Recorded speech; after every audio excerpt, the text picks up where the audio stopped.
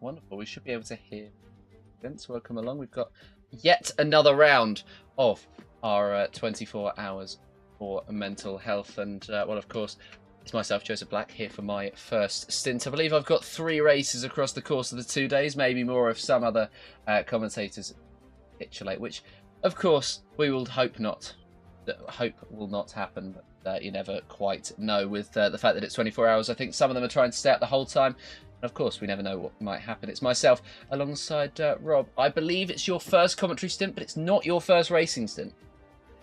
No, I've had 2 races already. The first 2 races, actually, I had the honor of doing the opening 2 stints for the commentary team. They went decently well, as far as they can go well for commentators such as myself.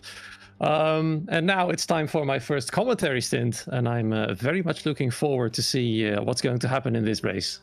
Yeah, it certainly should be very good. And just a reminder to those of you who may well just be tuning in or don't know the calendar off by heart yet, we are going to be heading to the Emilia-Romagna Grand Prix circuit for our 5th round of racing here today. Of course, we've had Bahrain, we've had Spain, we've had Saudi Arabia, and we've had Brazil, which appears to be a dramatic one, full of penalties. And, well, I mean, Emilia-Romagna, it's likely to be similar.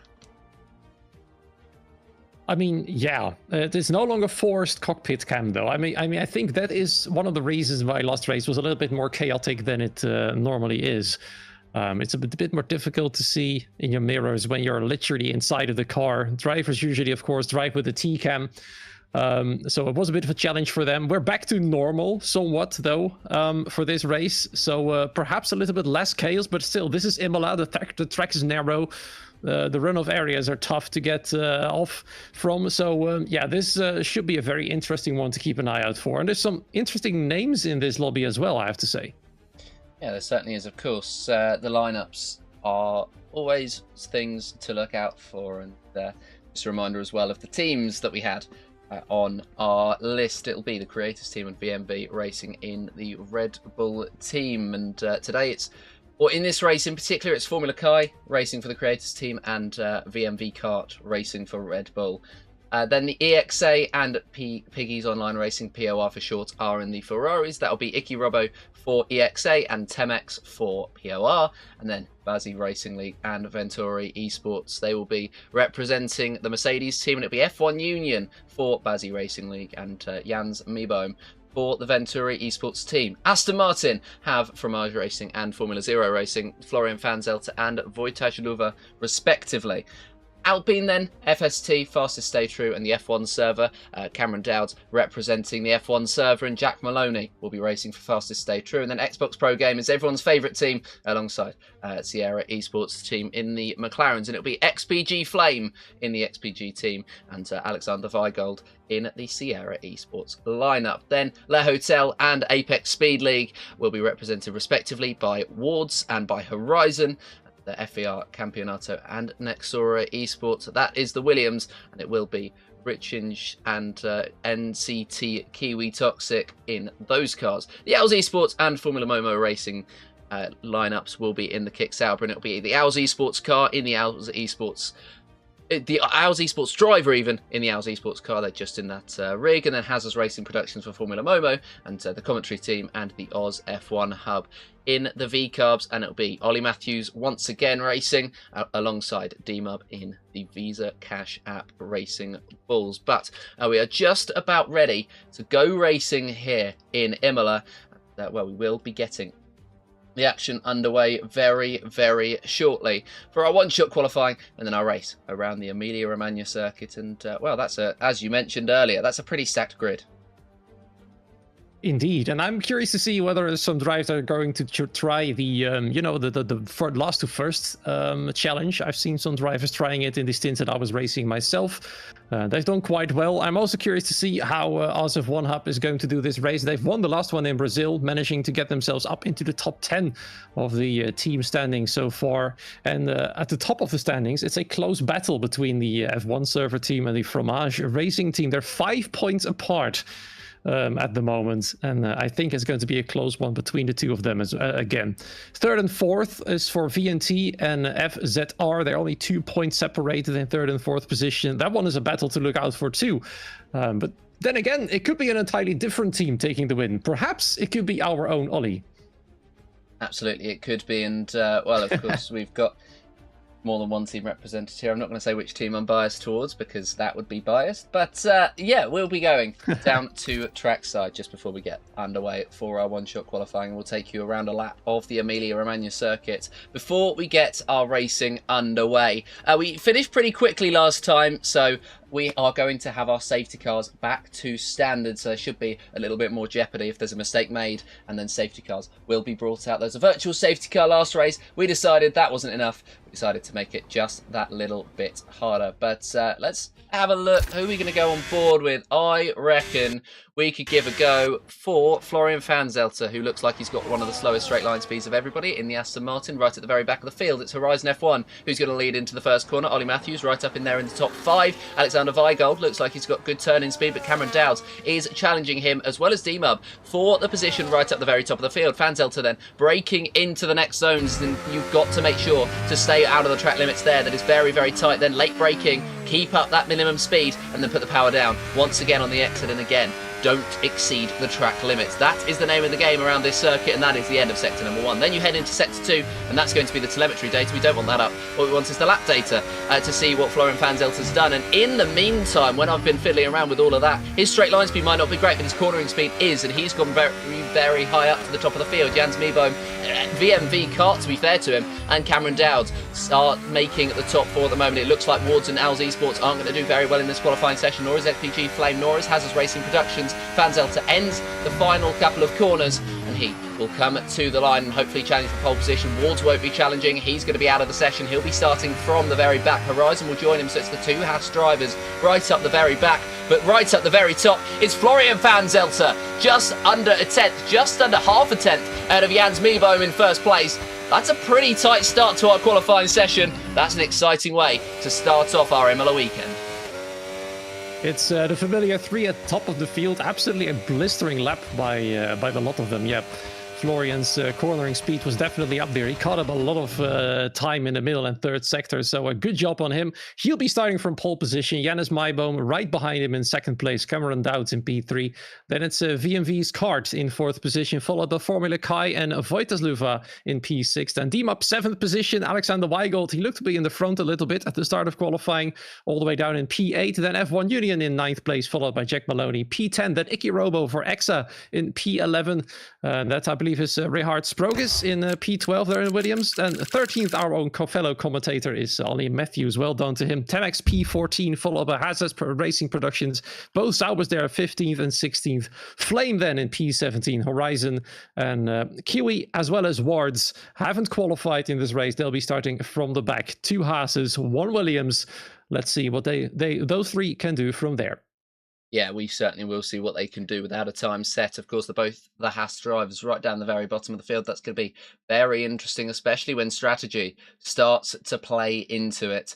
And especially when we get our racing underway very shortly, those drivers will be hoping to maybe go for an alternate strategy on this racing circuit. Of course, Imola is the longest time spent in the pit lane on the Formula One calendar, or on the F1 game at the very least, because they are trying to push the circuit out. But that is going to be a very, very interesting dynamic to watch. One stop is preferable, but of course with the safety cars coming out, maybe some more drivers are going to be trying to make that gamble onto a 2-stop. It's lap 12, the earliest you can really pit, and then from the mediums to the hards, then it's about lap 18 where you start to think about switching from the hards to the mediums. Back to trackside though, and back to our lovely partners revolving around down at the bottom of the thing. If I can find my mouse, I'll switch off of the pause screen and we'll be ready to get racing. Early predictions for this one. Well, I think there's some drivers that might want to try the 1-stop, especially those starting from the back. I know it's possible. You'll have to do some big tire saving, but it's definitely a doable strategy. So I'm curious to see who's going to dare and try it from there onwards. Prediction though, I think it's going to be another close battle between Fromage and F1 Server, but I think VNT, as proven in the qualification, can be in the mix for the win as well.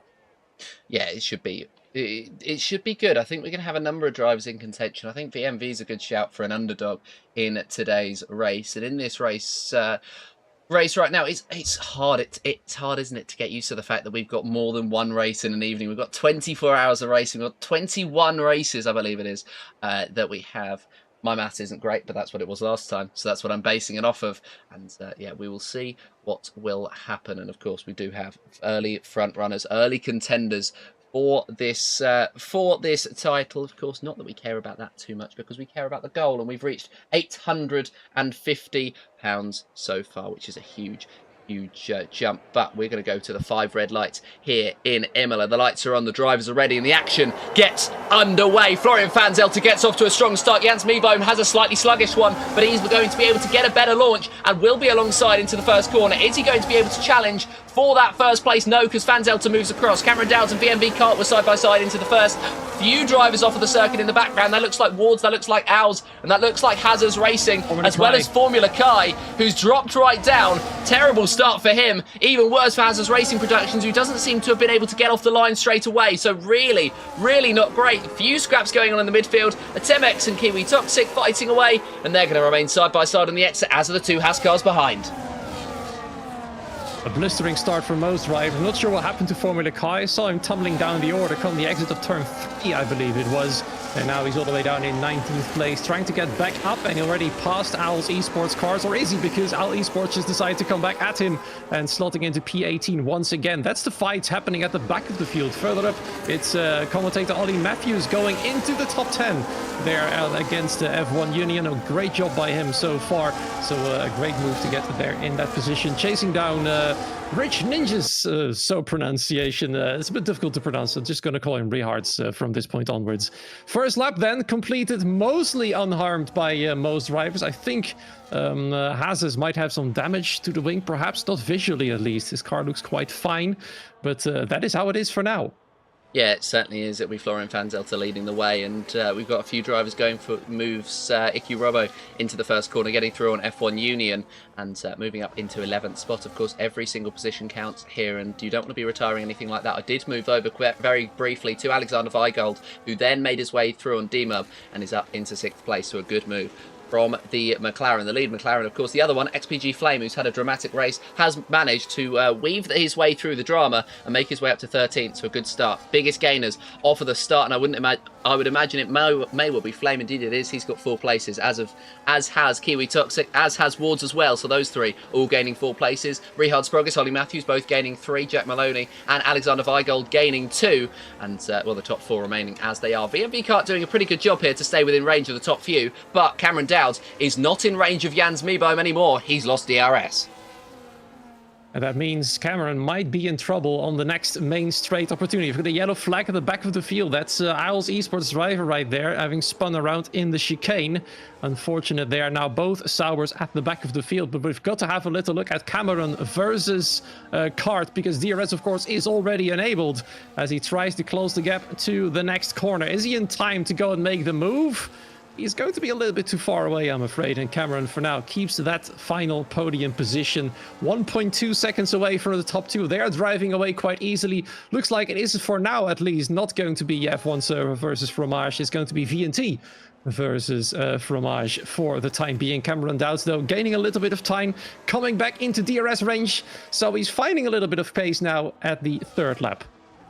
Yes, he certainly is. There's a bit of pace coming for Cameron Dowds, a bit of pace coming as well for Jans Meeboom, who might be fighting with Florian Fanzelter very shortly. We've had a £10 donation, by the way, coming in from Adam, so thank you very much to you, Adam, for that one. That takes us up to £860, takes us closer to the next donation goal. Temex has gone further away from the lead pack. He's had some sort of issue as he headed down the hill, and that's really cost him. Wards has made his way through on Kiwi Toxic, but with no DRS, with a big gap as well to XPG Flame ahead, that's really not going to help the Haas driver in his pursuit. Looking further up the field, DMUB is going to maybe go for a move on Alexander Weigold down the main straight, but I've got my eye on Florian Fanzelter and Jans Meeboom. That's the fight for the race lead at the moment, and Fanzelter doesn't have DRS. Meeboom was 2 tenths back as they headed into the final corner, but he's now 4 tenths back as they head out of it, and Horizon has had further issues as the Haas driver drops to the back of this field. Not quite all the way at the back, but the Owls Esports and Hazard Racing Productions cars have had huge issues. Horizon and Temex have joined them on this lap. Yeah, a lot of small incidents at the back of the fields. drivers spinning out here and there, tiny bits of mistakes. I can't say it's because they're tired yet, because it's not that late on the day just yet. We're only a few stints into this 24-hour racing extravaganza, as I believe Formula Car is on the charge against Wards for 14th place. A little bit of a look at the tires, by the way, Joseph. It's 3 drivers that have started on the hard tires. It's F1 Union, Wards in the Haas, and then all the way down in 19th, it's Hazas also started on the hards. The rest has gone for the medium tires. In the meantime, Ollie Matthews under serious pressure from Icky Robo in the chicane. He's a bit too far back to make the move there. He probably wants to make it on the straight anyways. That's the battle. I think that is the closest yet on the track. 3 cars here fighting for P10, as Kiwi is the first driver to get a penalty. Yes, the first driver, not the last one as well, as, well, F1 Union getting very close to the back of Icky Robo, and out of the final corner he's going to pull alongside. Is he going to be able to get the exit? Yes, and, well, that's going to be the move for the hard runner potentially, although Icky Robo's straight line speed looks like he's going to allow him to fight back, but in the end F1 Union makes his way through on 1, might make his way through on 2 as well. What a move! Ollie Matthews allowed him the space, and he took all of the road there. F1 Union up to the top 10, and that's a very solid double move from the hard runner, and maybe demonstrating that now it's not necessarily the mediums being the quickest out there. The hards have just about come alive. That's quite early in the race, I have to say. 4 laps completed, and the hard tires might already have the edge over the mediums. Perhaps Ollie has overdriven his mediums on those first 4 laps. Now, suffering the consequences. 1 car is passed. Icky Robo still behind. Flame has also connected to this small group of cars fighting for the top 10, as Ollie does everything in his power to stay with the Mercedes. But there's a poor exit once again out of the corner right there, allowing him to drop back even further. He's barely within DRS range. His Horizon gets a penalty now as well. Slowly the penalties are racking up. Not surprising though, this track. It's very nasty in terms of track limits. And let's see how many drivers will not get a penalty by the end of this race.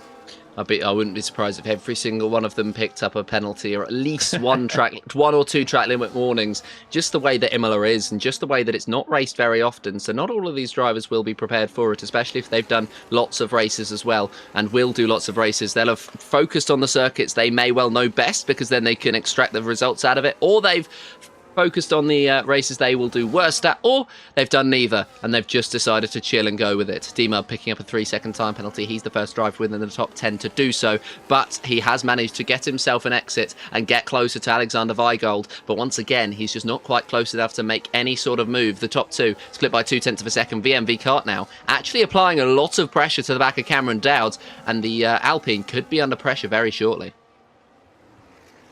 Let's see how well he can actually handle that pressure. There's a lot of close battles going on track, I have to say. You can see there Florian moving out of the dirty air from the race leader to make sure the engine and tires stay nice and cool to perhaps place an attack finally on the next opportunity on the main straight to get back into the lead of the race. Let's have a little look a bit further down the order. We can see Jack Maloney actually very close to D-Mob for P7 there. The other V-Carb there struggling for pace a little bit. Actually, he's the first one to go into the pit box, so that does explain the pits, the race struggles there. He's already ditching the mediums, and he's definitely going for a 2-stop.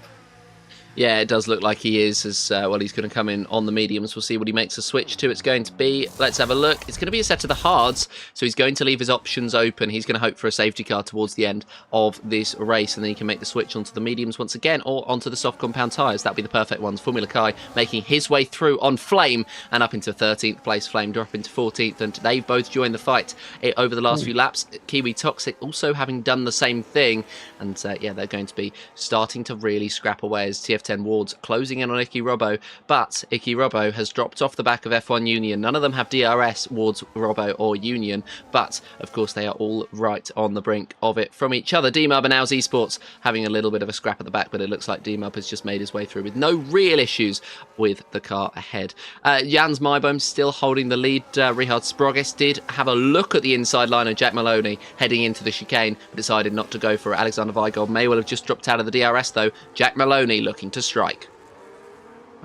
Ollie is struggling hard on those mediums as well. It's several going offs a few corners ago there, and now he's getting a Formula Kai all over the back of him. Let's see if he's decided to pit as well. He's holding on to the right side of the track. No, he stays out for another lap. That means he's now very vulnerable to the attack of the Red Bull right there. I'm sure Formula Kai is going to go for it. Come the next corner, side by side already, and easily through he goes as they approach turn 2 right here, as well as XPG Flame trying to defend against Kiwi. He also went off, by the way, which is the reason why several drivers went past him on the last lap.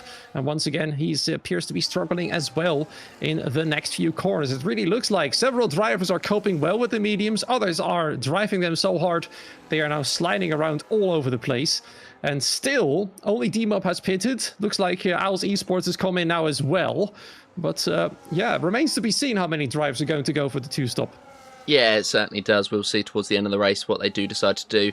Of course, at the moment, they are banking maybe on that safety car, that extra safety car that we may well have in this race, because, of course, we've moved it up to standard, so it's more likely that we'll be getting one. Are we going to be getting one right now? Horizon's had a problem, and no, I think he's just going to drop down behind as Jack Maloney finally gets through on Alexander Weigold and moves across just in time to remain in place. Does he get the DRS as well? I don't think he's going to. I think the detection zone is before the final couple of corners, and so he's not going to get the DRS, and he might be attacked back by Weigold down this main straight. Weigold, who I think will be woken up just a little bit and will want to make his way back through. Jack Maloney 2.1 or 1.2 even off the back of Wojtek Luva, and it will be a move for Alexander Weigold back around the outside, sweeping through, and that may well just be a signal from Jack Maloney. If you don't get a move on, I'll make my way through however I see fit. F1 Union as well in the meantime, making his way through on Richard Sprogis up into 8th place. So we've had a few more drivers into the pit lane, including Ollie Matthews.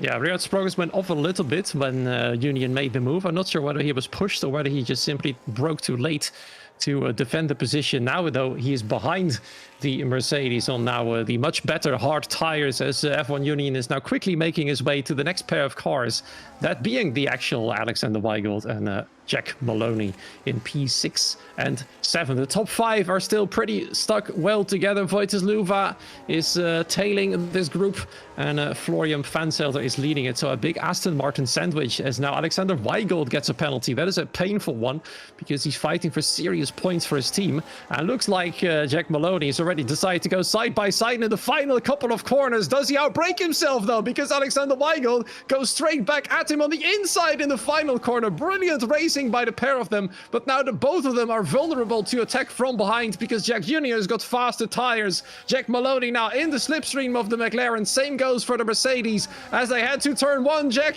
or Union, is he gonna make 2 moves in one go? Yes, he does. Can he make it work? Though he actually can make it work, and there is proof that the hard tires are in much better shape already. Richard Sprogis had a little look there at Alexander Weigold, but for now he stays in P9 and Union all the way up in P6. Proof, if proof needs be, that it is the time for the hard compound tyres. Richard Sprogis going for the inside line on Alexander Weigold, trying to capitalise on the McLaren driver having problems, and that might open the door to TF10 Wards. He started last. He might make his way up into the top 8, but not quite yet. Does back out, and will be trying to have a look at Richard Sprogis once again on the exit of the corner. Might look to the outside. No, it's cut off by Sprogis, and so these guys remain in fight. But don't forget, Alexander Weigold is going to be wanting to hang on to the DRS. He just took a bit too much curbing, so he's lost a bit of time as well, and might drop back into the clutches of Sprogis very, very shortly. In the meantime, Florian Vanzelter has opened up the gap to Jans Meeboom, and this will be the first time that the VNT driver won't have the DRS, I don't think, as we'll cross the detection zone as they almost cross the line onto the next lap. Does he open the DRS? He does, so he must have just about been within range, but that might signal something for the top 2, and Wojtek Luva gets his way through on VMV Kart as well, who cannot quite keep up with the top drivers. Might have used his tyres a bit too much early on in this stint. TF10 Wards through on Alexander Weigold. Richard Sprogis going for the move as well around the outside. He's done so, and Richard is up into 9th place. Alexander Weigold's really not had a good couple of laps for himself. Is Icky Robbo going to be able to get through on Formula Kai? Not quite yet, but this looks like a fight that may well be starting. To Chaz in the chat, who says, when will the one-stoppers come in? Well, it'll be right about now. I think lap 10 to 14 will be the prime time, and that will be when they decide to start coming into the lane. Lap 12 on average, I'd say, is when the medium tires will be ditched. If those are the hard tires want to go for a one-stop, They want to drop it right about lap 20 or 21 if you want to stretch it a little bit further to make sure the mediums last until the end. But that, I think, is the way to go here in Imola if you want to go for the one stop. And it's looking ever so more likely that Demob is the only driver alongside the 4 at the back of the field to go for that two stop. And I'm not so sure anymore whether that is the faster one or not, because he's still quite a ways back. Demob is from Flame, who has got 6 lap older tires, as Voitas Luva from the top 5 becomes the first driver there to pit for his next set of tires. Tumbling all the way down the order for a fresh set of hards. And I think he's going to carry this set until the end of the race. Yeah, you'd imagine so at this point, that they will be trying to take those tyres all the way to the end of the race. And, well, I think D-Mub might be able to stretch his, although I think that might be a bit tight. I think Ollie Matthews, Horizon and Temex will give it a go. I think the Alz Esports car as well. Why not? They'll try and see if they can stretch it. Kiwi Toxic in as well on this lap. Will be coming out of the pit lane, most likely in P16. See what, or P17 even, just in behind. Don't forget it is an incredibly long pit lane, because conveniently forgot just then that it was an incredibly long pit lane, and that is going to be difficult for the drivers to deal with. How long that pit lane is going to denote basically the fact that they're going to go on a one-stop strategy. It's one stop or you're not really going to be in with the fight unless there's a safety car.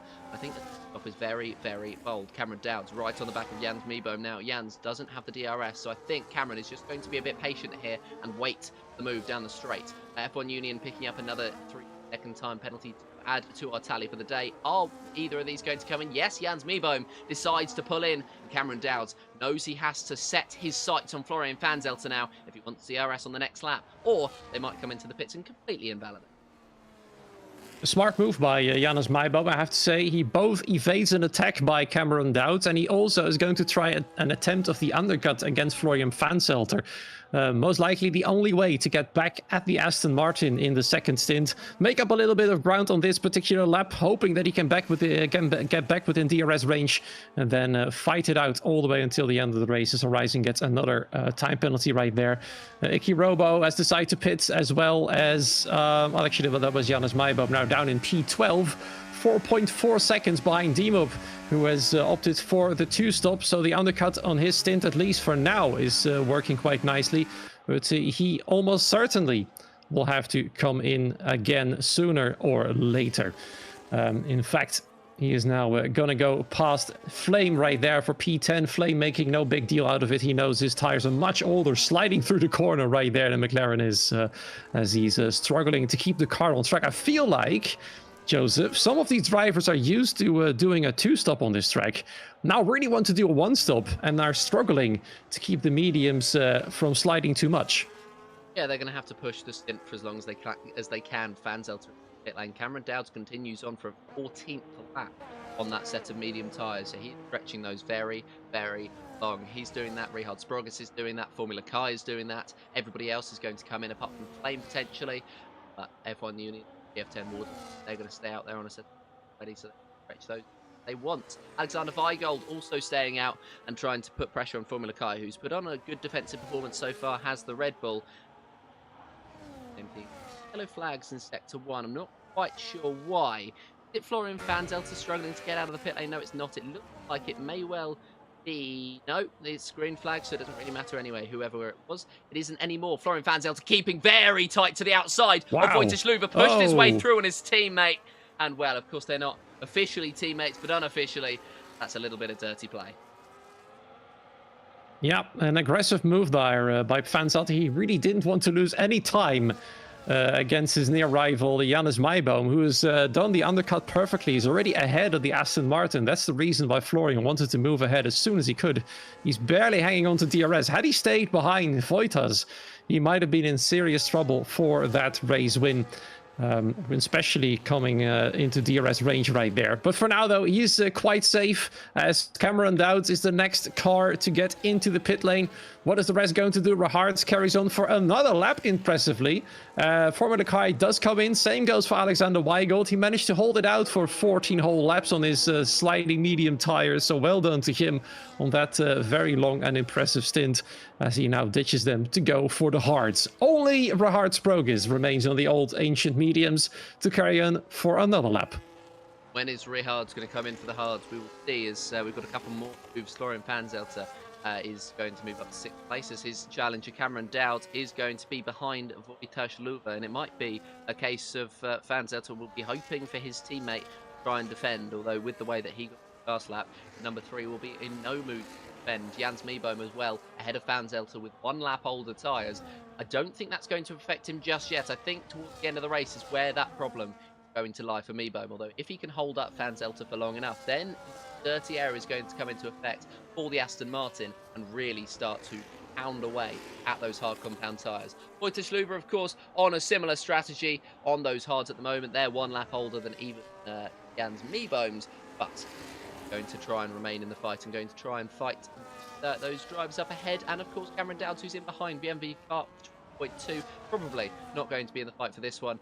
Is Richard Sprogger's going to come in on the lap? Of course he is, and he will switch to the hards the rest of the race. But half of the race on that set of the mediums means he's going to have just a little bit better tyres. Alexander Weigold, another 3-second time penalty, and we'll have a look at the penalty situation. It's F1 Union challenging, of course, for the lead with 6 seconds worth of penalties to his time, as there's a couple of moves maybe. Wojciech Luva pressured by Dowd and just allows the position. Florian Fanzelter and Jans Meeboom went side by side. They're side by side once again, as it looks like Meeboom had a poor exit out of the first complex, and Fanzelter made his way through pretty easily, but Meeboom trying to fight back. He's going to have the outside. The space is allowed, but that might cost him, because he tried to brake early, get the turn in, but there was an Alpine on his inside, and Cameron Dowd pulled alongside and remains alongside as they head up to the next couple of braking zones. But no, in the end, it will be Dowd that backs out. It will be Meeboom in 5th place. It will be Fanzelter, who's in the pseudo lead of this race.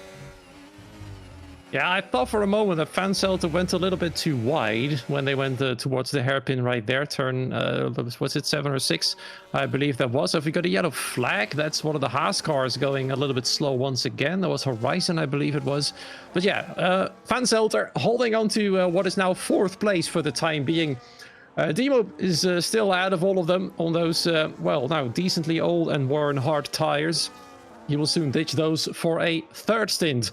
And so far, still the only driver to do a 2-stop. Wards and Union still lead, about 12 seconds clear from Demo. Florian Fanzelter has already nearly closed that gap to within DRS range. He's being hounded by Janus Meeboom. Cameron Dowds and Wojciech Luva just barely hanging on. Cart has dropped back a little bit, and he's decided to come a little bit later. He's now got 2 lap fresher tires than Wojciech has, as they were fighting together for 4th position, and as well as you can see there the Williams of Richard Sprogger moving up into P12. He now, for now, has got the fastest and freshest tires of the field. Certainly does. Cameron Dowd and Jans Meeboom continuing to fight on this circuit. We've kept on watching that fight as, of course, we have a look at the strategy as well. I've got the penalties up on the screen. Have a talk about strategies. Cameron Meeboom. Well, Cameron Dowd's even, congratulations on your marriage to Jans Meeboom, it seems, has managed to make his way through on the Mercedes driver up to 5th place. Jans tried to put him under pressure, but able to. 6 seconds for F1 Union. By the way, 3 for D-Mub. 3 for Icky Robo. 6 for Alexander Weigold. For XPG Flame. 9 for Horizon. 3 for Temex. And then 6 Owls Esports team. But everybody is on a set of hard compound tyres. D-Mub, though, he got his 7 laps older than Florian Fanzelter. And as soon as Fanzelter catches up, that's when he decides to come in. That's a good decision, but then he doesn't get caught up and doesn't have the time wasted fighting. I think that's smart. Yeah, he doesn't have to deal with all the fights. It might just cost him an additional few seconds per lap to try and get out of the way of the faster cars. And now he's going for his last stint. Well, let's see where he can end up. He started in 7th place. And now he's dropped down all the way to 14th, which will most likely become P16 once both McLarens have gone past, maybe even P17 if he isn't any quicker now, as Horizon is approaching quickly, but not quick enough, I'm afraid. So D-Mub now then on his 2nd stint. Let's see what he can do from there. Fresh hards now, 0 laps old, obviously. 4 laps fresher than Flame, who's just ahead. Is a top 10 still possible? Let's find out. Yeah, we'll certainly find out. Really seem to want to work all of the time, but 32. As Ward's time, we'll have 13 laps left. F1 pit lane. Ward stays out for another lap, so he's done 18 far on that set of hard tyres for their hotel racing team. I don't think he's particularly confident about his pace from what I'm understanding. But either way, he'll have to correct it at the moment. He's led this race for a very long time, so I mean, he's certainly got the pace. F1 Union was on the same stint. He was able to be ahead of the Mercedes. Florian Fanzelt is 7 seconds now off of the back of Ward. The split, we'll see the differential as out of the pit lane comes F1 Union. He's going to be down in 13th place, I think, just behind Formula Kai, depending on when he can get his racing back underway. And in fact, I think he's going to be alongside Formula Kai into the first corner. Indeed, he is. Formula Kai just allows him the space. F1 Union pulls back ahead, but for how much longer? Because those tyres are going to be ice cold. Yeah, I think he's got the job done already. I think Formula Kai knew that either he could get the position back because the tires were still cold, or he was going to lose the position anyway because those tires are much fresher and for the time being much quicker. Looks like F1 Union has the job covered as they head to the next couple of corners. He's indeed got enough of a gap that Kai is no longer a threat to him, and he can only start to build that gap from here on outwards and then try and close it towards fellow commentator Ollie Matthews, who's hanging around P11. Still chasing down Icky Robo on his older tires. He's also opted for that potential 2-stop as Wards now comes in for his one and only stop to the medium tires. I have to say, though, Joseph, about Union, he stopped quite early to make those mediums work until the end. He'll be really struggling for grip by the end of it. But I think he might have done it just to undercut Wards. I think it is. I think at this point it is just a fight between those two drivers themselves, and then all the rest of the drivers are going to work in and around them as Icky Rob is going to be out ahead of Ward. Where is F1 Union going to be in relation to going to be ahead? They might be fighting into the first corner. The inside line beckons but doesn't get taken by F1 Union. Instead, D-Mub is the first one to of this pack. He's going to be ahead of Alexander Weigel, but he's 5.4 seconds behind of those three. They will remain in a fight, and I imagine will overtakes very shortly. Ward's just about ahead of Formula Kai. F1 Union will want to get through later on the brakes into the zone and then out of it. He's not going to get a great exit. Just tries to run his way through. Formula Kai has old tyres, so he did a little bit of a medium sandwich at the moment. And those mediums get walked up a lot easier than Formula Kai's hards. So Wards and F1 Union are going to be able to be quicker drivers very shortly. And it's about Formula Kai's pure driver skill, able to offset that differential and remain ahead for the time being. 5/10 off the back of F1 of TF10 Wards, even as F1 Union 6/10 back at the moment. Just starting to struggle a little bit on the pace with Formula Kai, but they will be able to pick up that DRS, and that's where they can really start to try and stretch their legs. Icky Robbo, another penalty. Rihard Sprog is through. Got it. Yep, one Williams overtakes another for P7. Kiwi just lets him go. He knows it's not worth it to fight it at the moment.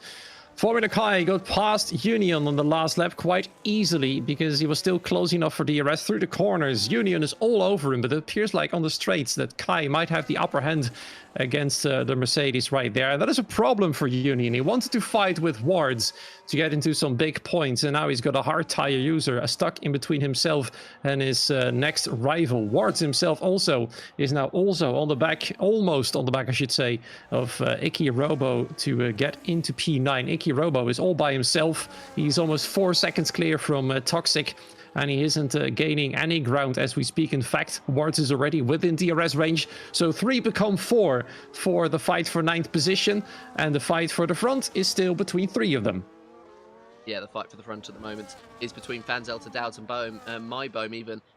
Will fight on.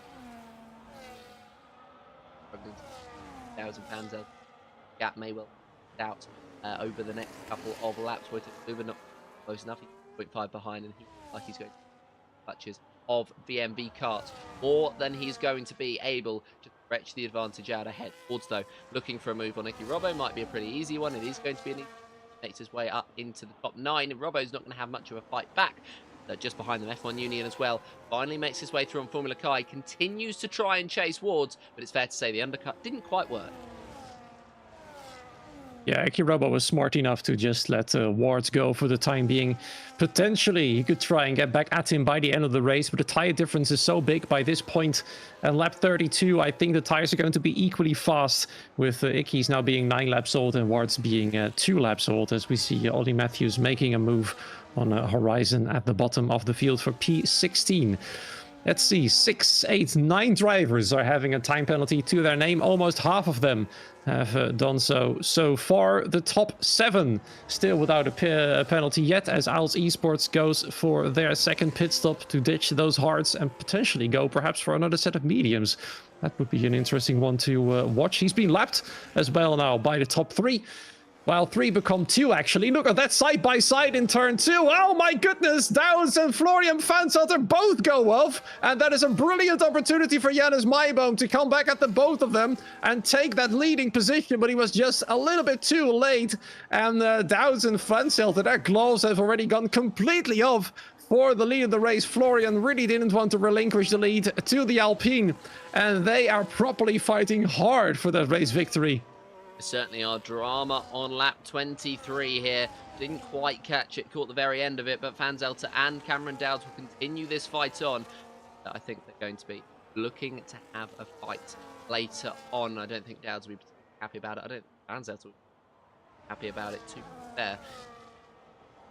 Going to start to scrap. This will really please Janus Maiboom right in behind them. But got an opportunity to make a move very short if he so desires, and he's best shot to try and get through on the top 2. Take a very unlikely victory position that Dowds sent back on Florian Vanzelter. These two will have awakened the race for the lead. Going to be facing on with the DRS. Is he going to get close enough? Janus Maiboom watching in the background. They had an incident here last time out. Are they going to be having another one? A bit of touching and a little bit of squeezing from Vanzelter. Dowds into the gravel for a second lap in a row. And Janus Maiboom looks to capitalise, pulls alongside, is on the outside line. But Cameron Dowds in the end, I think it's a smarter idea with the way that Dowds and Vanzelter are driving for Janus Maiboom to back off. Yeah, Janus is just a happy spectator by this time. I'm not sure why Florian is so desperate to stay ahead. They can just work together and pull away from Janus Maiboom, but apparently Florian really wants to stay in the lead of the race and is willing to do whatever it takes to stay there. So Cameron Dowds now has been gone off the track in turn 2 for the second lap in a row. And I'm not sure what his plan is going to be from this point onwards. He now knows how the racing is going to be on the main straight. And he's got to have to come up with a different sort of plan to catch Florian. Janus Maiboom, though, that is terrible news for him. Gets his 3-second time penalty. And 9 become 10 for time penalties right there. That is terrible news for the race win for him. That's going to make it much more difficult to claim it. Unless, of course, the top 2 drive each other off the track. Which might just happen the way they're fighting at the moment. We're only 8 laps to go. And they're going at it quite hard. Yeah, fingers crossed that there's no more incident. Look like Cameron Dowds is going to be close enough to have an incident on this lap. No, he's not. He's 5/10 back off of the back of Florian Vanzelter. Damage on the Alpine car. No, there's not. I think he had a little bit of proper pace on that lap. Pace, but Cameron Dowds going to try and make his way back into it. Wards continues his chase up the field. He's toxic. He's managed it pretty well because he's not had any form of real struggle. It's all been about that DRS. It's all been about making moves down that main straight, and he makes his way up another position. Second PlayStation player in this lobby now. He's just passed first Xbox player, so we know which one's superior. It's Xbox. They're having more fun. Florian Vanzelter 7/10 now in the lead of the race, ahead of Cameron Dowds. Janus Maiboom is really dropping off. Well, it looks like he may well fall into the clutches of BMV Kart if Kart can really keep up this pace, because it's been quality over the last few laps, but it's going to be a little bit too difficult for him. But overturn, about to head on to lap 26, and this could be quite important. There is going to be DRS for Florian Vanzelter. There is going to be a yellow flags as well for what looks like Kiwi Toxic, but Cameron Dowds is not going to be able to chase in Vanzelter. No, we don't have the DRS on the Owls Esports car. Interesting. Anyway, he's going to try and chase in on the lap car and try and use them to his advantage. Not to drive through them into the first corner. Not going to be. Yep, Hazas has to move out of the way for the top 2. This could potentially be a bit of a distraction for the race leader. Even though you're ghosted it's still probably better to just move out of the way. But so far, Hazes is carrying on as usual as Formula Kai gets ahead of F1 Union for P9 once again. Looks like Kai is quite happy on those hard tires, and Union is not all too happy about the move of the Red Bull. He's now stuck behind him once again. Can he get a few better corners though as they go towards the hairpin? Is he going to go for a dive? No, he decides to stay behind Formula Kai for an additional few corners. It's Toxic not too far behind either, as well as Ikirobo and several other cars waiting to pounce on the opportunity. But yeah, it is indeed the front of the field that has been the most interesting so far. Cameron Dowds is now once again close enough to go for a move. Joseph, let's see where it takes them next. 2 tenths back, 3 tenths back as they exit the corner. Cameron Dowds is closest than he's ever been before. He's closer than he's ever been before to striking distance on Florian Fanzelter. They've pushed each other off the circuit a couple of times. Cameron Dowds not going to get close enough. Fanzelter used all of his battery there to try and remain ahead of Cameron Dowds, and so Cameron not able to get anywhere near close. Richard Sprogges through on Jack Maloney for 6th place, 2.8 gap between himself and Wojciech Luba. He's got to hope that Luba or Kart pick up a 3-second time penalty for track limits. There's been not that many, to be fair, inside the top 10. It's only F1 Union, who's just made his way through a guy who's got 9. Jans Mimo has speed defenders around. The only drivers who've only got 1, Jans Mimo, D-Mub, and Temex. Everybody else at least has 6 seconds worth of penalties. Only drivers with 10 with penalties, and that's why I don't think the car's going to worry too much about losing that position on track. Off track, he knows he's Fanzelter 5 tenths ahead of Cameron Dowds as the Kick Sauber is finally out of the way, and Jans Mebo has to challenge them.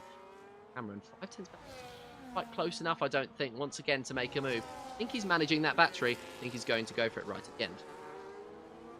Yeah, that's going to be interesting to keep an eye on. Last lap, Fanzelter was saved by the DRS from the Sauber, who only moved out of the way on the main straight. That is why he was able to stay ahead of the Alpine right there, including battery usage, of course. And now it looks like Cameron is just going to try to close the gap, or is he? Because he gets awfully close. Fanzelter goes to the inside, and this time they can't go side by side. No, he does compromise his exits right there. Dowds is going to try go around the outside, gets pushed off again by Fanzelter right there, and still no way through. Florian wants to win the race. He knows he's fighting for the 24-hour title with the team that is right behind him. And it's quite a hot battle so far. Up next is one of the Haas cars that is about to be lapped. He moves out of the way immediately. He wasn't fighting for any position anyway. That is Horizon, who is 4.5 seconds away from Temex in P17, who's the next car that is going to be lapped. And then there's a long way of no cars that are a lap down. The next up is Ollie Matthews in P16, 26 seconds away from the Ferrari. But round, what is it? Round 26 of the battle between these two drivers is coming up next. Let's see what happens now. 7, yes, I did make a 6-7 joke. Cameron Dowds is going to go for the move past Florian Fanzelter before even DRS detection zone. So Fanzelter playing a bit of games here in the Aston Martin. He's going to try and get this speed down the straight right back with him. Ford, first time this race with the car, and it's going to be the Aston Martin of Fanzelter as he closes back in on Cameron Dowds.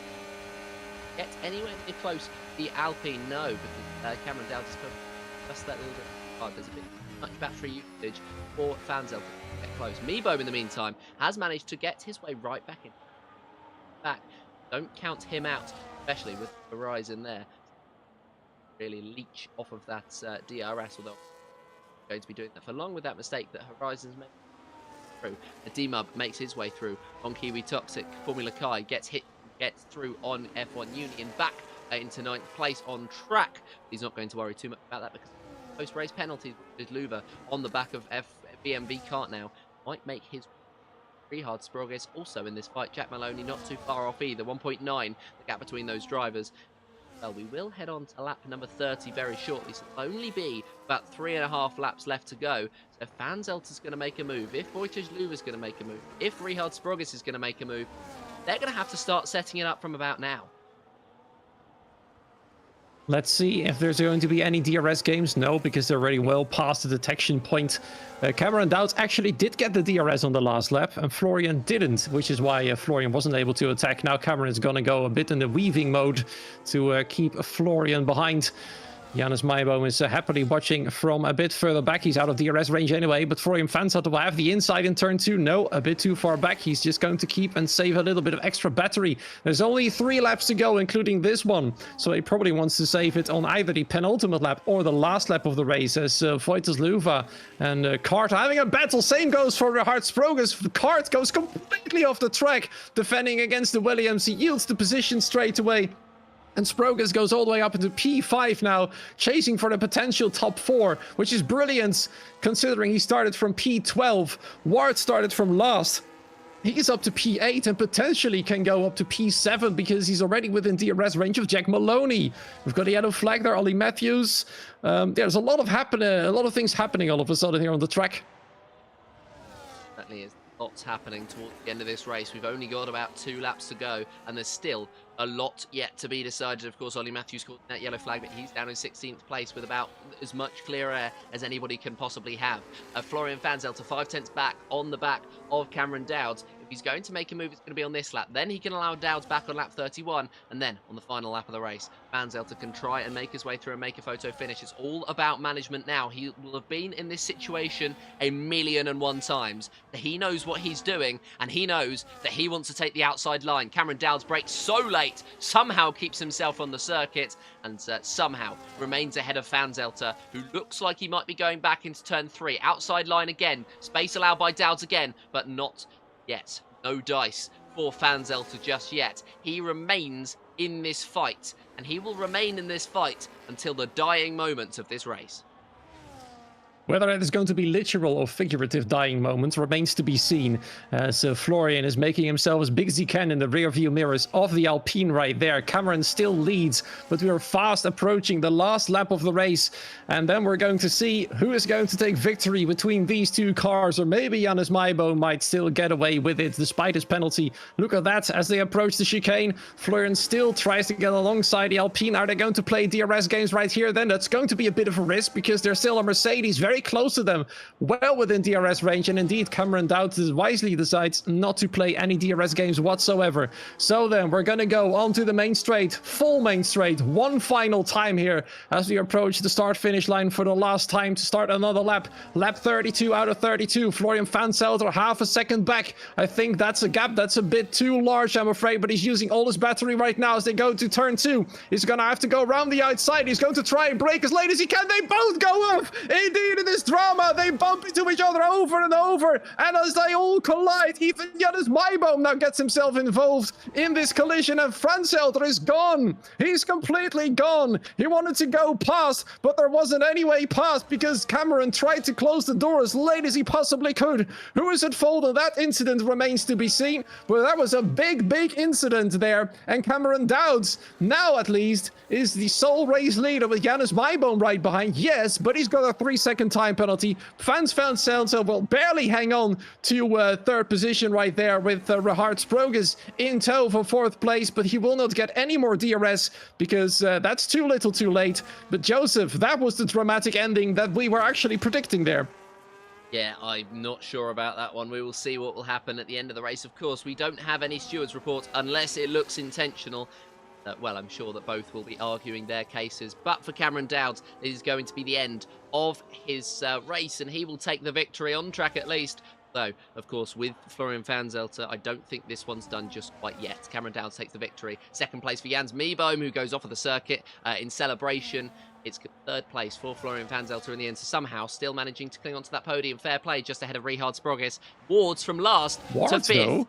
Massive drive from the Le Hotel driver, and he ends just ahead of Jack Maloney. VMV Kart just ahead of Formula Kai, but Formula Kai has a penalty, drops behind Voitas Luva. D-Mub just about up into the top 10. F1 Union's gamble didn't pay off in the end, just drops behind Kiwi Toxic, and then Icky Robbo will take 13th. Alexander Weigold, unfortunate race for him. He should be a lot higher than he was pace-wise. And the next PG Flame and Ollie Matthews, as well as Temex, will be our final finishers with Hazards Racing Productions, Owls Esports, and Horizon F1 one lap down. Yep, Temex just barely manages to stay out of the clutches of the lions at the front of the field, so to say, as he's now the only driver yet to finish the race. He's decided to take it a bit more easy through the chicane right there. Just a little bit of weaving on the final few corners of the track. A little bit of camera attention for you right here, Temex, as he goes through the final corner and then across the line. But man, what a fight that was for the lead of the race. I'm sure the stewards are going to have a look at this one, because it was quite an interesting and nasty incident, to say the least. More people saw it coming in the chat as well. I saw Jess saying it as well. I saw that one coming. Well, so did we. Of course, they were fighting hard all race, and it all came to a head at the final lap. So for now, at least, Cameron Dowds as the race winner here in Imola, followed by Janus Maiboom, despite his penalty, still finishes second place. Van Zelter in third, then Gerhard Sprogus from 12th to P4. Ward with a mega drive from last all the way up to the top 5. An absolutely extraordinary race by him right there. Jack Maloney probably will be delighted with the P6 from 10th right there. Cart from 4th to 7th, probably not the race he wanted. Voitas Luva and P8, they finished together as they started the race. Formula Kai from 5th to 9, a bit of a disappointment for him, I'm sure. Deem up on the 2-stop, I have to say, P10 isn't that bad, actually. Yeah, it's not too bad, to be fair, for Deem to be able to do that, but just to run you through the rest of the order. Gamble didn't pay off, 13th, 14th, Alexander Weigel, Oliver, Lost Gainer on MX, Azaz Racing Productions, Owls Esport, Cameron Dowds, P, Race Vic,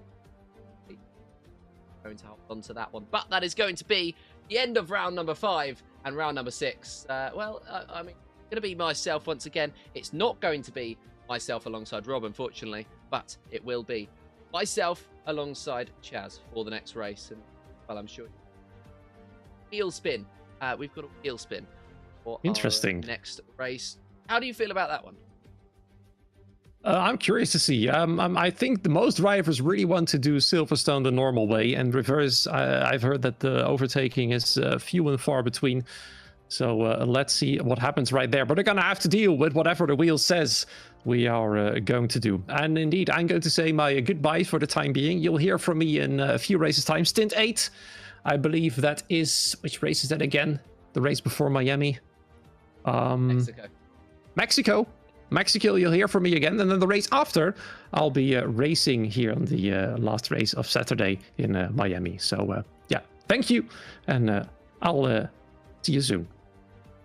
Very much, Rob. Of course, it was Rob's last race of the or last race commentary for another year.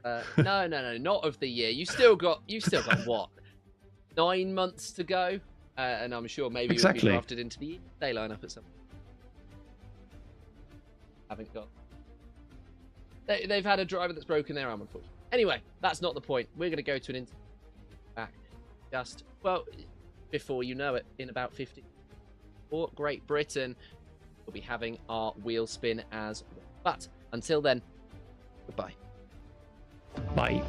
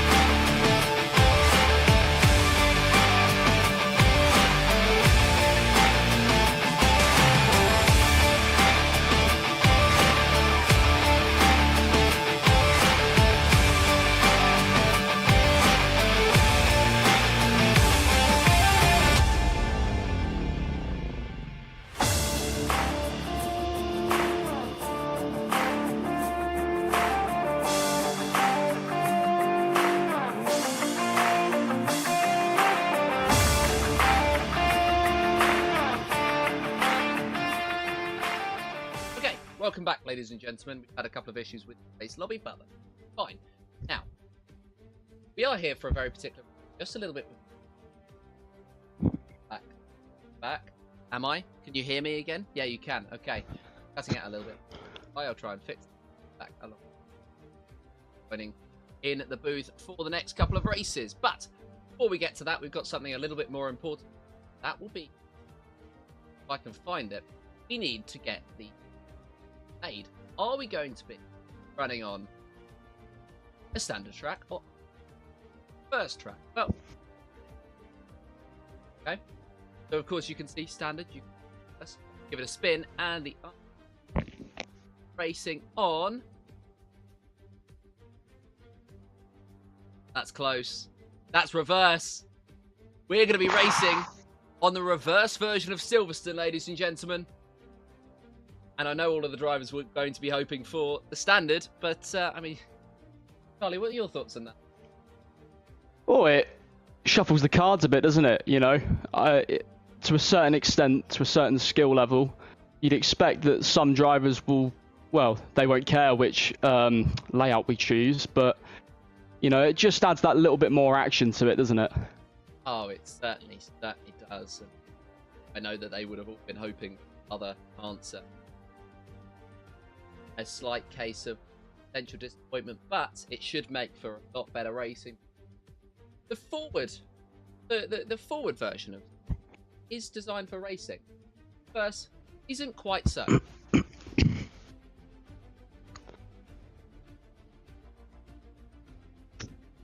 Yeah, spare a thought for the Oz F1 guys.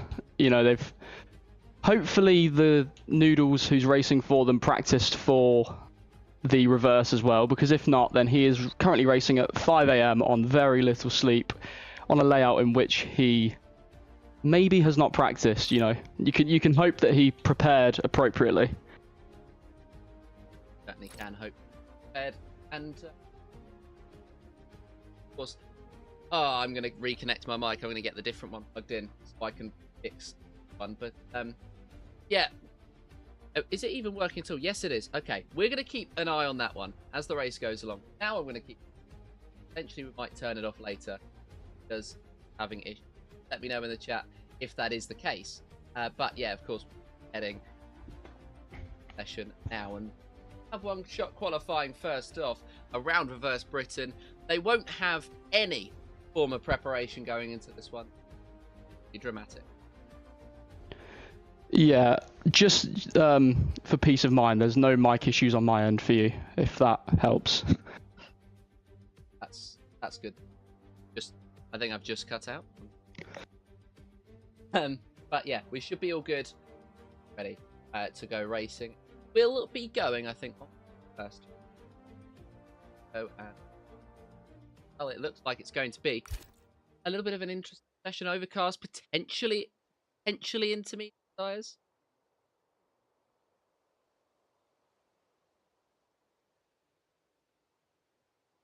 Yeah, of course, we will see. I'm going to switch the microphone over, and Chaz, if you take us through a lap of the of this circuit as the drivers will get us underway.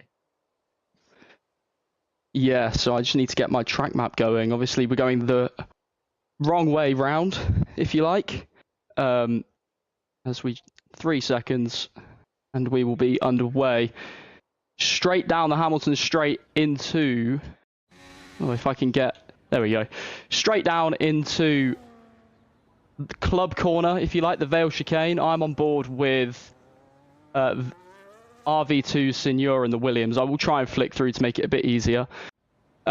Straight now into Stowe, 5th gear, maybe 6th if you're feeling it, and then flat out into the hangar straight, down into probably the more technical section of the lap, through Chapel first, then Beckett's in the middle, and then into Maggots. And I'm on board now with Bennett, who was very flat to the floor through there, committed nicely through Beckett's and Maggots, and now full throttle almost if you're brave through Cop's corner. Sometimes you can take that in 8th gear.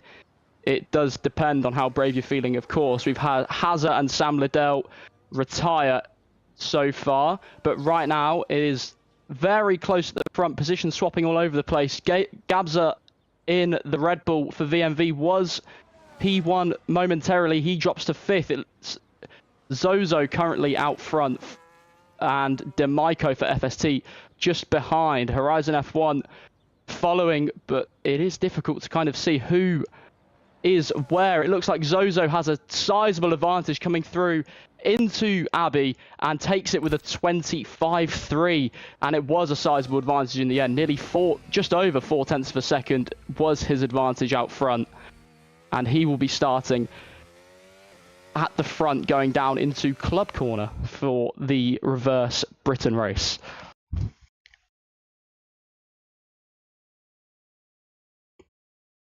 And yeah, as you can see, 0.416, and then down towards the back of the pack, there is a bit of a close section in the midfield there. Horizon down between Horizon and Demaiko, just separated by 1/10.5, and then you have the back markers. Don't do Zozo taking that pole Noodles, position, Demaiko in 9th, second place, and Joseph 10th, Corey Brooks 11th, Hansis 12th, Heaver 13th, and Owls Esports, I think it's Andy H racing for them, rounds out the timings for those who have set laps. Are you back yet, Joseph? I am indeed. I should be, at least. No, You can hear me? okay. Beautiful. Of course, Ooh. it's we'll do my best to try and get the microphone as sorted as I can. And well, of course, we've got well, I know that this microphone works a lot better for a fact. I'm not sure whether it sounds any good, but I know that it works. But we have just a couple of minutes until we get racing around Silverstone. Who are you backing for this victory?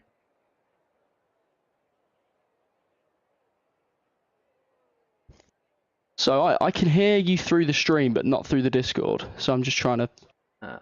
I will fix that currently. Try and fix that very quickly. That should be fixed now. You can hear me through the Discord. Beautiful. That answers why we were talking over each other just a moment ago. So apologies for that one. And well, we will be heading into the race session very shortly. I can hear it ticking down, so we are ready to get going. The drivers, at least, are ready to get going. We shall see what we are doing. But who are you backing? I'm just looking at the tyre changes. It looks like for a second there, Demaiko and Liam Stevens were going for softs. However, it seems like everyone has gone for the mediums. I mean, Zozo, 4/10 clear, but I'll let you do the lights. Yeah, the lights are on, the drivers are ready, and the action gets underway now. Zozo gets off to a good, strong start and will be leading into the first corner. Demaiko will tuck in just behind, and Liam Stevens will be in third place. Wojciech Luva just about getting ahead of Horizon, who'll be on the inside line into the first braking zone, going massively over the curbing. Huge slide in and a huge slide out of the corner as well, but somehow that's going to benefit him, and he's going to pull inside, quite literally, of Wojciech Luva. SCI Finley trying to fight his way through as well. He's got through on Bennett Hayder, and yeah, we're going to end the first couple of corners dramatically with those drivers having filtered out to Rutu Saban getting ahead of Hansis in 12th place, and Heather making her way through on Corey Brooks as well. Might be setting herself off too far off the circuit though, just braked up a little bit too late, and is that an end plate off for somebody? There's a bit of damage somewhere, or just something thrown up, but that's the first couple of corners gone, and Zozo looks like he's going to continue to lead the way. Yeah, great start from Gabza in the Red Bull for VMV, 6 places up, and already sizing up Noodles in front in the RB, straight up the inside of, I forget the corner, I believe that one was Brooklands. Really good start from Gabza, as well as Sam Liddell up 4 places, and Tutarutu up 3 as well. But keeping it clean, keeping it sizable at the front so far, nothing going, and I say that as Liam Stevens goes up the inside of Aintree, and Demaiko comes back down the inside. Some good racing on show in the opening lap here from the front runners, as we have a car off in the background. Yeah, it certainly seems to be. Horizon into the pit lane after lap 1 of this race, so damage surely on the Haas car, but he's going to be diving, and that's really, really not ideal at this point in time for the team that he's representing. Of course, it's not going to be Le Hotel in that team, it's going to be the other Haas team, as Zozo continues to lead the way, and that looks like it might have been a further issue. A AF1 Noodles looks like he's dropping all the way down the field. Indeed he is. Massive problems for the V-card there, and is looking like he's completely intact, so he's going to be alright. Just a massive kick or something going on as Joseph racing for XBG, just trying to fight his way through on Bennett Hayder once again. He's in 7th place at the moment, so he's doing a pretty good job. Carlos Galindo just behind, but looking further up, and it's D'Amico, who looks like he's going to be challenging closest as they head out of, that's going to be out of Cop's Corner, down towards the next few braking zones. It's going to be D'Amico maybe challenging for that 2nd place. He got very, very close onto the entry, decided not to go for it on the exit, and just remains in behind. And if he makes a mistake, he's got Wojciech Luva, who looks like he might be a little bit too put off by SCI Finley to do anything right there. Finley in the Alpine, of course, trying to challenge through, can't quite get through right now. Yeah, just watching Zozo keeping it really tidy in the opening stages. Doesn't seem like he's worried about Liam Stevens and D'Amico behind. Really good stuff from the McLaren so far, and they're really following each other closely up front. No room for error, especially at a very technical track like Silverstone. Very difficult to keep it in the right direction at times, as we've seen already. A couple of drivers falling victim to either collisions with other cars or just simple mistakes under the power. But so far, keeping it clean up front. I think that is the top 9, maybe top 10 if Tuturutu can get back in. Sizing each other up, but staying clean so far. Yeah, everybody's staying clean at this point in time on lap 3 of this race. They've done pretty well because this is a circuit where it's difficult to keep it clean. Gabza gets through on Carlos Galindo for 8th place. Carlos drops to 9th and will be looking to try and fight back, maybe around the outside. Not quite yet for Carlos Galindo, but he's going to be all over the back of him as they head down towards what would have been the pit exit. Normally it's the pit entry on this occasion, and we will start the next couple of... well, of course, because this is going to be... The reverse, it's not going to be the pit exit, it's going to be the faux pit exit, which would have been the pit entry if we were using that layout. We're not. Bennett Hayder getting through on XD Joseph, just about staying ahead. Ours Esports having further problems in 16th place for the team, and they're really, really struggling here around this Silverstone reverse circuit. I know that they've done the Silverstone reverse circuit in their league because I raced in it not too long ago, but I mean, they should be all practiced. They should be all ready to go for this one. Zozo continuing to lead the way, 2 tenths ahead of Liam Stevens. Now Stevens, who has managed to break free of D'Amico over the previous lap, and looks like he might now be setting up a move on the McLaren ahead. Yeah, it doesn't seem like strategy is going to become too much of a problem unless we get a safety car at the wrong time. And I say that as Sam Liddell for the Bazzi team has brought out a safety car. He has retired. First safety car. Yeah. First safety car of the race, as well, of course we upped it last race. We are up onto our standard setting. We are on the standard safety car setting. In the meantime, while we're doing this, I'm just going to ask a favour of you, Charlie. Can you please sort out, I believe TF10 Ryan is not in the session, so if we could get him back in, that would be lovely, and then we could have all of our drivers racing once again. Of course, he is racing for Le Hotel. He finds himself in 15th place on a set of the soft compound tyres. Corey Brooks, the same thing. He's dropped back, and he's dropping back a few positions. I'm not sure what's happening to Corey here. Really not sure what's happening to Corey here. He's dropped massively, and well, maybe he's just had a lapse in concentration, had to give positions back. Everybody on the set of the medium tyres, apart from Corey and Ryan, who of course did not get the opportunity to choose his tyres at the start of the race because he wasn't in the session. Lap 4 of 26, and everybody will bunch up behind this safety car now, so we'll have the opportunity to maybe have a couple of pit stops chasing, and it'll be very early for the medium runners, but the soft runners, this might be a very decent time for those drivers to be able to come in. Of course, as I say, lap 4 of 26, so it's an early start, but nobody really has any idea of what is going to happen with the strategies at all, because nobody does races around Silverstone 99% of the time. It's the majority of the time it is going to be they don't do races around Silverstone reverse. They normally do races around Silverstone forwards. Everybody into the pit lane, including our race leader Zozo, who has a 10-second time penalty for speeding in the pit lane. Not ideal, especially as he most likely is going to have to pit again. So even if it wasn't fair, he's not going to be able to challenge it. He's just going to have to to wear it and continue on. Ryan and Corey continue on their races. They will continue in the lead on the softs, but on very old softs. And Ryan has actually got a 10-second time penalty for ignoring yellow flags. Harsh because he's not in the session.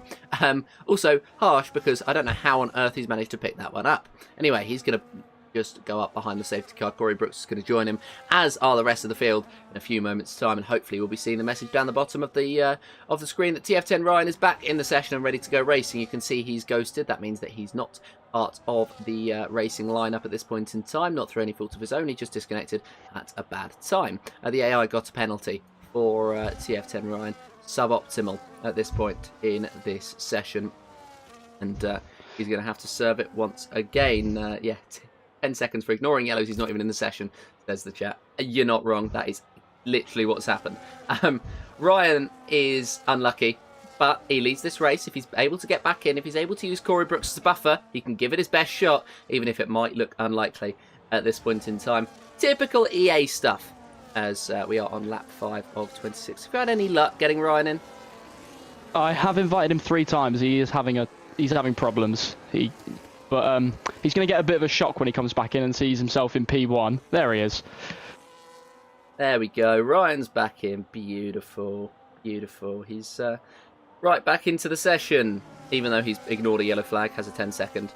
And, it's not very optimal for Ryan there right now. But he's back in the session, which is good. Thank you, Chaz, for being able to get him back in. But it's going to be a real uphill battle from here. Yeah, he'll either go in once he takes control and drop to the back, if anything, and then he will also have to serve that 10-second penalty, possibly. As I wonder what was going on there. Zozo has dived into the pits. Is that for the second time? Yeah, it is, for the second time. Is he going to serve that 10-second time penalty, or is he going to try to, at least? Yeah, Corey has come in as well. That's for the first time. Ditching the soft tyres, which is probably the wise choice. Let's have a look at Zozo. Yeah, that penalty is being served, so... Zozo, well, confident that he can fight back up from P19, I guess. Corey Brooks will also have an uphill fight, and Ryan is now back in control of his car. So, well, I'd assume the safety car will be in this lap. Will Ryan decide to stick it out, or will he dive into the pits with the safety car? I think he would have. I think he would have come in if he was going to come in. I think he would have come in on the same lap as Corey. So interesting that he has decided to stay out. But yeah, we'll see what the Haas driver decides to do. Of course, it's been a dramatic couple of races for their hotel. Last time, Ward's coming from the back, going up to P5. Ryan, of course, having his issues in this race. He's right in it. He's got 20 laps to try and establish himself. Surely he does dive in. I think that would make the most sense. But yeah, we'll see what he does. Demaiko and RV2 Senor are both on a set of the medium compound of tyre. Now, of course, Senor, even if I can say it right, is racing for Nexora Esport, and Demaiko will be racing for, as you can see next to his name, FST. So they've both gambled onto something. Hazard's Racing Production has stayed out after having issues on the first couple of laps, and Formula Momo Racing will continue on in the 17th place on that Warden Centre Car compound tyre. Safety car will be in this lap. We're going to be getting back to green flag, and it'll be Ryan to take us to it.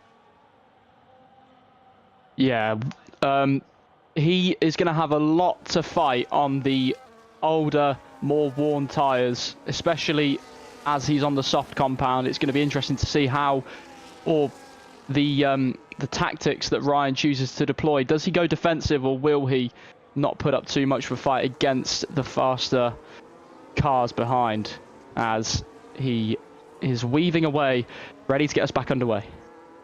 He certainly is weaving away, ready to get back underway, is TF10 Ryan. And the Le Hotel driver is going to have to play this very carefully if he wants anything out of this race. He comes out of the final corner, he's going to send us back to green flag racing very, very quickly. He's going to be assaulted into the first corner, I would imagine, but no, nobody quite close enough to Saban. And Finley side by side for 9th place. Saban managing to stay ahead, and Finley not deciding to make the move just yet. Looking a little bit further forward, Bennett Hayder under pressure from Gabza, who looks to the outside but cannot quite quite find his way through. He's going to continue, though, to try and edge out that opportunity. Ryan is going to come under the first pressure that he's had, and it'll be Liam Stevens coming for him into Beckett's, then Maggots. It's weird to say them backwards, but that's what he's going to do, and he's going to squeeze him off the circuit. Liam Stevens is going to squeeze Ryan off. D'Amico's going to make his way through into the race lead. Ryan's having further bad luck, but that will be the FST man into the lead. Liam Stevens tried to make the gamble. He just about opened the door to D'Amico, who went straight through. Yeah, shades of 2021, although not as extreme. Two drivers coming together, one taking, well, capitalising and saying, thank you very much, I will take the race lead. D'Amico taking the Charles Leclerc role in that one. It was always going to be difficult for Ryan, and it's unravelled probably a bit worse than he would have wanted, or certainly he would have anticipated, as he now tucks in on the rear wing of Hansi's. Pretty big. Oh, he actually is going to go down the inside there of Aintree. Despite being on the older tyres and having the 10-second penalty, just everything going against him, he is carrying on the way that he means to continue in this race. Yeah, he certainly is. It's may as well have a little bit of fun with it if you can't be competitive, particularly with your strategy. Of course, it was unintentional, the strategy problems that he had, but he had strategy problems nonetheless. And, well, we'll have a look what he does towards the end of the race. Wojciech Luwa out of the DRS of D'Amico and Liam Stevens. We are yet to see how important that is around this circuit, but every single other circuit on F125, it is difficult to make your way back in. It is difficult to race with said problems, and it looks like he may well have problems right here. Tutor-Saban right on the back of Seigneur, and almost made the move on the Williams driver into Beckett, but could not quite find the drive, could not quite find just about enough space, and might come under pressure now. Tutor-Saban under pressure from Noodles into into Copse Corner, cannot quite make his way through, very far off of the circuit from Seigneur, and he's going to come under pressure from Tutor-Saban into the next braking zone. Again, not really an opportunity worth taking for the Ferrari, for the EXA driver just yet. He decides to stick in behind, although I believe he might actually be one of POR's drivers. Either way, they're both racing for the Ferrari, so it's a little bit confusing to try and see the difference between the two when they've not changed their names to denote what team they are, like FSC D'Amico, who's now in the lead of the race, 4 tenths ahead of Liam Stevens. Yeah, I was just watching them as you came over to them, actually. Liam just happy to tuck in behind D'Amico for now. Hasn't had a full clear opportunity to overtake, as he actually goes faster that time around, so definitely making his intent clear as he has a little look, sizes up where he can go. Definitely not in overtaking range just yet, but D'Amico will be looking in his mirrors, thinking he has the more longevity in his tyres, and I need to be more aggressive on this stint to be able to pull that gap out. But Liam, actually, with the DRS, is going to have a huge advantage. Maybe this lap, maybe next lap, definitely. Yeah, definitely, he's going to at least give it a go to make a move. Lap 9 of 26. D'Amico's definitely going to have to pit again. Liam Stevens is probably going to have to pit again unless he can stretch those tyres, which it's unlikely they'll be able to do. TF10 Ryan is looking like he's struggling now as we have a look for the lead of the race. Liam Stevens just allows the opportunity to go around the outside to D'Amico, who's not going to give him too much of a fight back, and he's up into the lead of the race. Seigneur through on horizon, and so the medium tyres starting to work for the Williams. It'll be interesting. This will be a race to watch for future reference for some of these drivers, some of these teams, some of these esports teams, in case they do decide to do Great Britain reversed in the future. But it's certainly the sort of a race that we weren't really expecting to see. It's certainly a race that the drivers were hoping not to see, but it has proven to be pretty interesting so far. Corey Brooks fighting away with Hazard's Racing Productions for 16th place. He went for the inside line and was able to get through. Liam Stevens with the fastest lap as he extends his gap over D'Amico for second place. Wojciech Luwa, the gap between himself and D'Amico increases as soon as we cut away from Corey Brooks. He has issues, and that causes a brief yellow flag and a brief fight between himself and Hazard to come to an end. And Hazard, of course, now is going to be a little bit further up the field. 16th place, 3.3 off of Ryan, 4.1 off of Corey, but they've stayed pretty well matched within the first third or so of this race. Yeah, definitely. I was just watching Senior side by side with Horizon going through Chapel, Beckett's, Maggots. It's definitely not a place where you'd anticipate going side by side, but they've come out cleanly. Senor, really good stuff so far. 10 places up after starting 19th, as well as Gabza, like I mentioned earlier, 12 places up after starting 17th. Definitely a race to be proud of so far for those two. Yeah, certainly. As that looks like Horizon's had a problem. Yep, he's spun around. Horizon's gone around, and he's back racing again, but 14th place. It has been snatched off him. He was, I believe, 11th before that spin, so a huge, huge loss for Horizon, who's going to have to try and fight it all the way back. But everybody pretty well matched, which means it's going to be a little bit more difficult for him to do so as we head on to what will be lap number 11 in just a couple of moments' time. Zozo through on Hansies, and, well, Hansies looks like he might take the inside line, try and take the initiative to get back through, but no.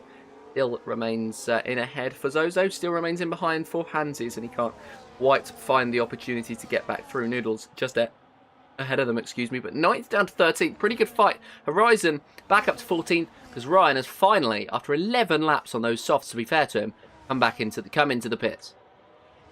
Yeah, that's a mega stint. 11 laps on any track on softs is it's a pretty mean feat. And, well, Silverstone as well, you know, with the looping corners you have, such as Stowe, Luffield, Brooklands, etc. That is a valiant effort from him, and he does obviously serve the 10-second penalty as well. So he will be quite far in last place, but fair play to him. Yeah, fair play, definitely for him to keep going. Of course, he would get a points deduction if he did not. So it's better for Le Hotel that he does continue on. And well, just having a look, just having a think about the point standings, really, because of course they will have changed since the last race when we ran through them, and they were pretty close. But it will be as we get a bit of fighting between Noodles and Zozo, but it looks like Noodles is just going to get the exit and remain ahead. It will be, at the moment at least, the F1 server team right at the very top of this field. Fromage Racing in second, having missed the podium just the once. F1 server not having missed it at all. A third place for Venturi Esports as Zozo continues to fight with Noodles, sends it, and Noodles just really trying to fight this one back. We've got the great helicopter cam view of this fight. I've criticised camera angles for a lot of these races, but that is a very, very good view of Zozo's incredible defence against Noodles for that 11th place. Anyway, back to the teams. Venturi Esports, 2 podiums in a row. They will take third place so far, at least. And it will be in fourth. It will be Formula Zero Racing, FZR, FVR in fifth, VMV in sixth. Then Fastest Stay True, Le Hotel, Sierra Esports, and Oz F1 Hub round out the top 10.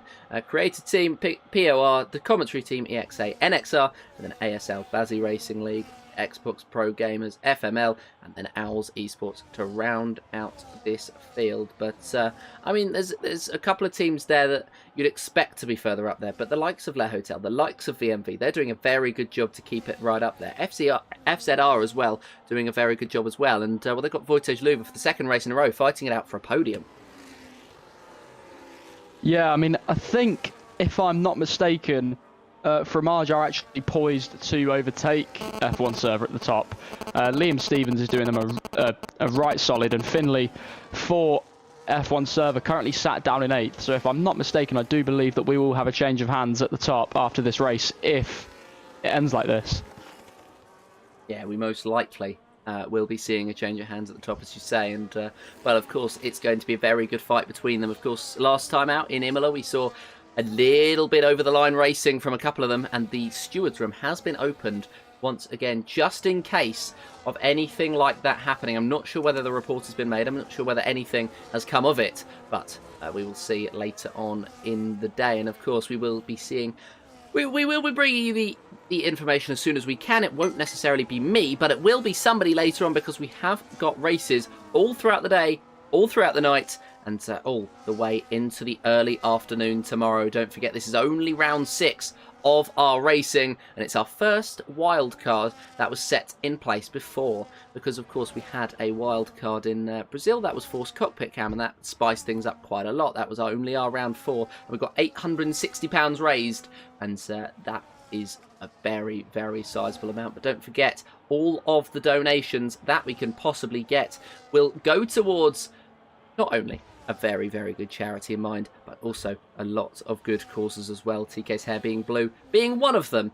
And, well, of course, hopefully we'll be able to see TK go blue, and, of course, TK live in general life now, because don't forget, we are not disappearing after this. We also have Just so much going on throughout the course of today and throughout the course of the next few weeks as well. If Nathan's baldness is anything to go by, the next few months while we drag it on and while he pretends to allow everybody to forget about it. But yeah, we're over halfway through this race now. We are almost a third of the way through the day's racing. We've got an Aston Martin 1-2. Very, very well done from Fromage and FZR. Yeah, did you say £860 raised so far? Yes, indeed.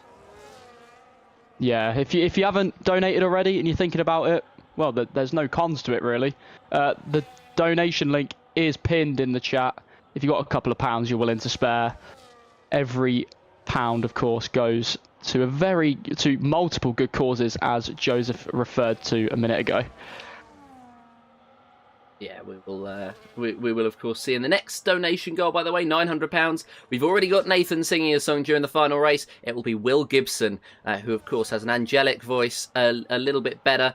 He looks a little bit like Leona Lewis. He will be singing in the final race for ourselves and for us to listen. So make sure to tune in. Then make sure to tune in throughout the course of the evening as well, because it helps the algorithm. Blah blah blah. Maybe takes us to even if it isn't possible for you to donate, to somebody who it is possible to donate. Lap 14 of 26, and just having a look at the tyres, most of the drivers, that's off the circuit for Corey Brooks, very far off the circuit, and he's opened up the door for Demaiko to go back through, who's of course trying to fight for the undercut on the drives that are ahead. And at the moment, it doesn't look to be going too badly for the Alpine, who's currently on a two-stop. Yeah, I think the two-stop is the strategy that you'd anticipate here, as Bennett has, well, I thought he'd had a moment there, but he has dived in for his second stop, as well as Finley for F1 server. I'd assume it's going to be another set of hard tyres for them. And yeah, so far I do think everyone is poised to do that same two-stop strategy. But you never know, another safety car could add another race up the sleeve. That is not the right figure of speech to use there, is it? Oh well. Wow, we could still have a safety car up our sleeve, as you say. But yeah, it's going to be interesting to watch, I think, as Bennett Hayder, Finley and Hazard's Racing Productions into the pit lane for the last 11 laps. I think it might be another set of the hards, potentially. Yeah, for Bennett. Yes, for Finley.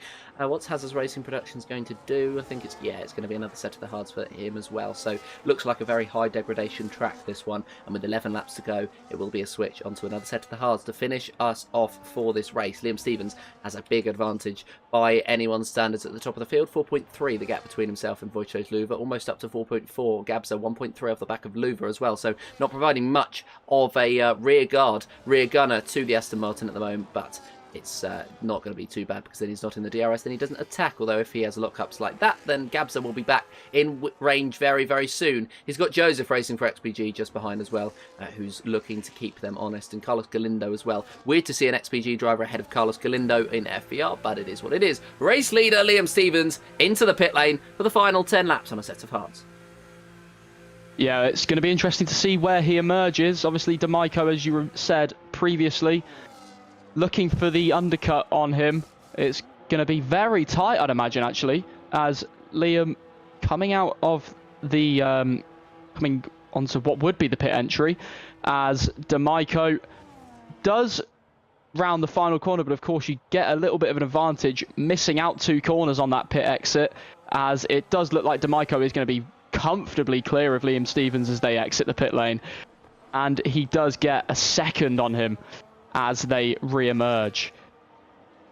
Yeah, he certainly does. He's going to gain a second. That's a big gap for himself. Gabza ahead of Bennett Hayder, although they are going to be side by side as they exit the pit lane. I'm not expecting Gabza to fight it too much, but it does look like he's got the straight line speed to keep in it, so why not, as they remain side by side into Beckett and then Maggots. Gabza will just about edge ahead despite the cold tyres. Fair play to the BMW driver. I think he's used quite a lot of his battery to do so, to remain ahead. And now he has the opportunity to warm his tyres up without the dirty air of Bennett Hayder or Finley right behind. So it's a good move from the Red Bull to make his way up there. Wojciech Luwa still leading the race at the moment. Joseph in that second place, and Carlos Galindo now. There's a gap between Joseph and Galindo. It's 1.4 seconds. That's quite a big gap, and that means that Williams won't get the DRS, which means he won't be able to stick with this pack when they come into the pits. It is now the pit lane for Wojciech Luwa. It's now into the pit lane for Joseph. It's now into the pit lane for Carlos Galindo as well. Yeah, to Sarutu Saban as well, and Zozo in for his second stop. Zozo's done a pretty decent stint there, finding himself in P5 after making that pit stop under the safety car to get rid of his 10-second penalty. It will be back onto the hards for him, although he does lose a little bit of time after he stacks with Joseph, but that will allow Damico and Liam Stevens to streak clear of the competition. Quite a sizable gap, I'd imagine they have, as we have some yellow flags. I believe it might have been, oh no, it wasn't Corey, it was Noodles, I believe, having a moment through the loop section. Yeah, not a good thing to have a moment through the loop section. We've got a bit of drama out as they came out of the pit lane on this occasion. Wojciech Luva out of the pit lane trying to chase Bennett Hayder. He came out in this pack. Joseph and Carlos Galindo came out in this pack as well. And nobody, I think, is willing to yield at any point. Wojciech Luva breaking very early. He looked to shape up a move on Bennett Hayder, but in the end just sat in behind and continues to sit in behind. 6.6 the gap between Bennett Hayder and Liam Stevens, just 0.5 the gap between Hayder and Wojciech Luva. So I'd say that the strategy hasn't quite worked to go for the overcut for Luva, but he's going to still try and fight it out for this podium. Damico and Liam Stevens, though, this is the fight for the lead of the race. This might be the opportunity that Liam Stevens has to really establish himself for this race. It's also the opportunity for Damico to really, really hammer home the advantage and hammer down the gap that Liam Stevens had over the rest of the field. It was 4.4 when he came into the pits, and now Damico has an opportunity to try and hold him up. Yeah, there's some really good racing going on behind these guys, by the way. In the train that Bennett Hayder leads, he hasn't been swallowed up by the DRS yet. They were some really close fighting going on into Luffield and Brooklands, as right now it seems they're all going to hold position. Joseph thought about it on Finley for a minute. Finley was very close to the back of Gabza, actually, just coming down the old pit straight. But so far, they're all holding position despite being very close on track to one another as we look back to the top two. Yeah, Damico and Liam Stevens split by 0.2 of a second, and Liam just getting close, but not close enough. Heather into the pit lane, 10-second time penalty, unfortunate for her. But yeah, that's going to be it, I think, for her competitive race, as she'll come out in and around where Corey is, where the Owls Esports team are. They'll try and fight it towards the end. As I say, every point counts, and if you retire without any warning, then it'll be a points deduction. Liam Stevens on the inside line takes the lead of the race. Damico not much to be able to fight with. And that just appears to be the way of the day for Fromage so far. They've had drivers who've tried to contest, but they just haven't had the ability to keep it with them. Wojciech Luva as well, just about trying to go for the move on Hayder, as that is going to be our second safety car. Carlos Galindo's out, and out comes Bert Mylander. Yeah, I can't... he's despawned. I was going to say, I can't imagine how he's DNF'd there. But bitterly disappointed for Carlos Galindo, who was, well, for a good portion of the race, looking at decent points. However, now we'll get no points for FVR, which is huge in terms of the standings, as the team in 5th place will be going into round 7 with a DNF on their plate and a decent haul of points to have to pick back up in the remaining races. I know we've got a long way to go, but it can get close, as we've learned from previous years, as we will see only, well, Horizon and Hansi go into the pits, everyone else staying out. I'll be interested to see what they do. Yeah, we'll be very interested. I think they're going to try and stretch it to the end of the race. I think that's what they're going to try and do, but of course we will wait and see. 7 laps to go, so it's a distinct possibility that they can do so, but it's going to be very close, especially for the likes of Damico. They're going to need, to manage their tyres right here, right now. Corey Brooks, 10-second time penalty for coming into the pit lane too quickly, and he is going to be suffering from that. There's been a couple of penalties for Corey throughout the course of this race, and he's the driver with the most. It's 10 for Heather because, of course, that's pit lane infringement. Then Owls Esports 3 seconds, Corey Brooks 13, and Horizon and Noodles both with 3. So they've relatively kept it penalty-free, to be fair. Yeah, so we're set for, I'd imagine, 6 laps of hardcore racing to decide this one. Although it might be more, looking at just how spread out the field is after pit stops, etc. But Liam Stevens and Damico, they had a very nice gap to the rest of the field. That's obviously now dropped, and they have Bennett Hayder, Wojciech Luva, Gabza, Finley, Joseph, and, well, maybe an outsider can get themselves back in. It's wide open from here, and it could, after so long of Liam Stevens and Demaiko swapping, chopping and changing at the front, we could see someone else swoop in and take it. But I'm not sure, it depends. Yeah, and who's your money on? New competitors potentially rising to the fore, but I'd say my money's probably on Liam at this moment, with Demaiko just in behind with those worn tyres. Ben Hader hasn't really had the pace to keep it with Stevens and Voices Luba. His tyres are going to go off at the end of the race. I think those 4 are the main contenders in this race.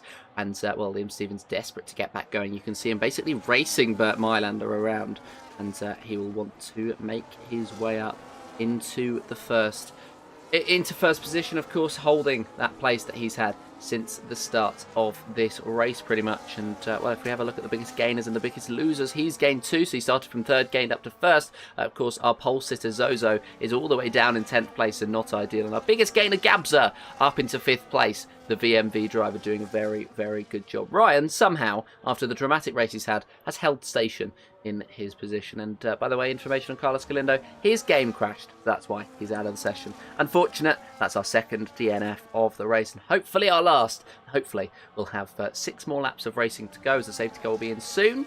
I thought I was going to call it, with 2 drivers out of the race and 18 making it to the checkered.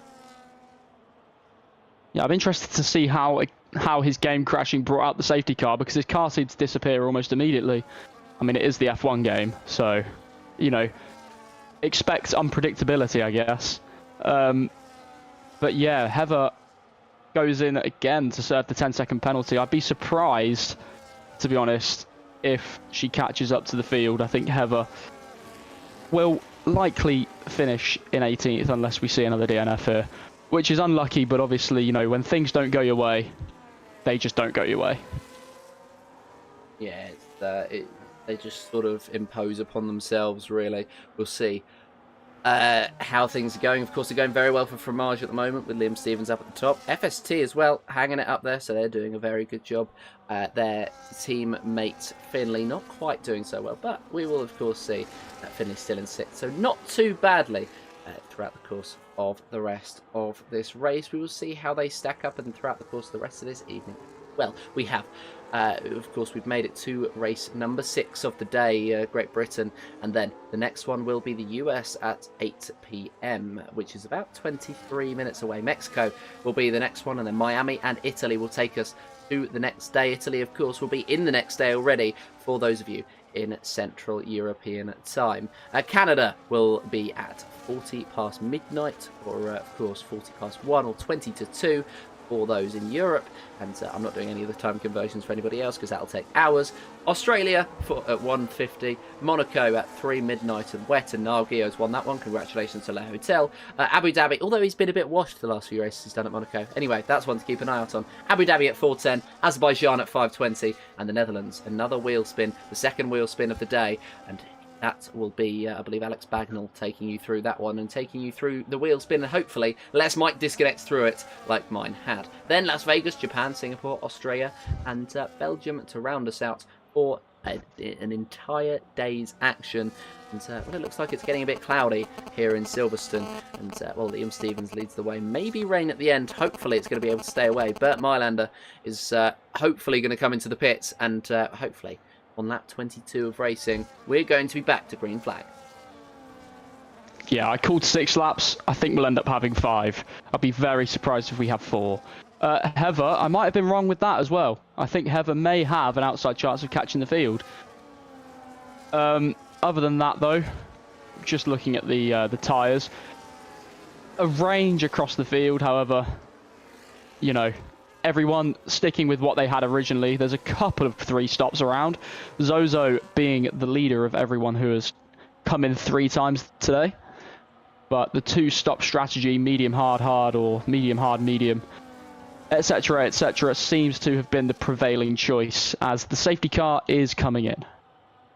Safety car is coming in on this lap, and Liam Stevens will take us back to green flag. It's a little bit of a different situation to what we had last time the safety car came in, when we had, of course, TF10 Ryan in the lead of it on very worn soft compound tyres, and he was very rusty as well because he only just made it back in. Liam Stevens will be leading the way, and he's going to look to control the pace, going very slowly. Of course, they're not used to doing safety car restarts the wrong way round this circuit.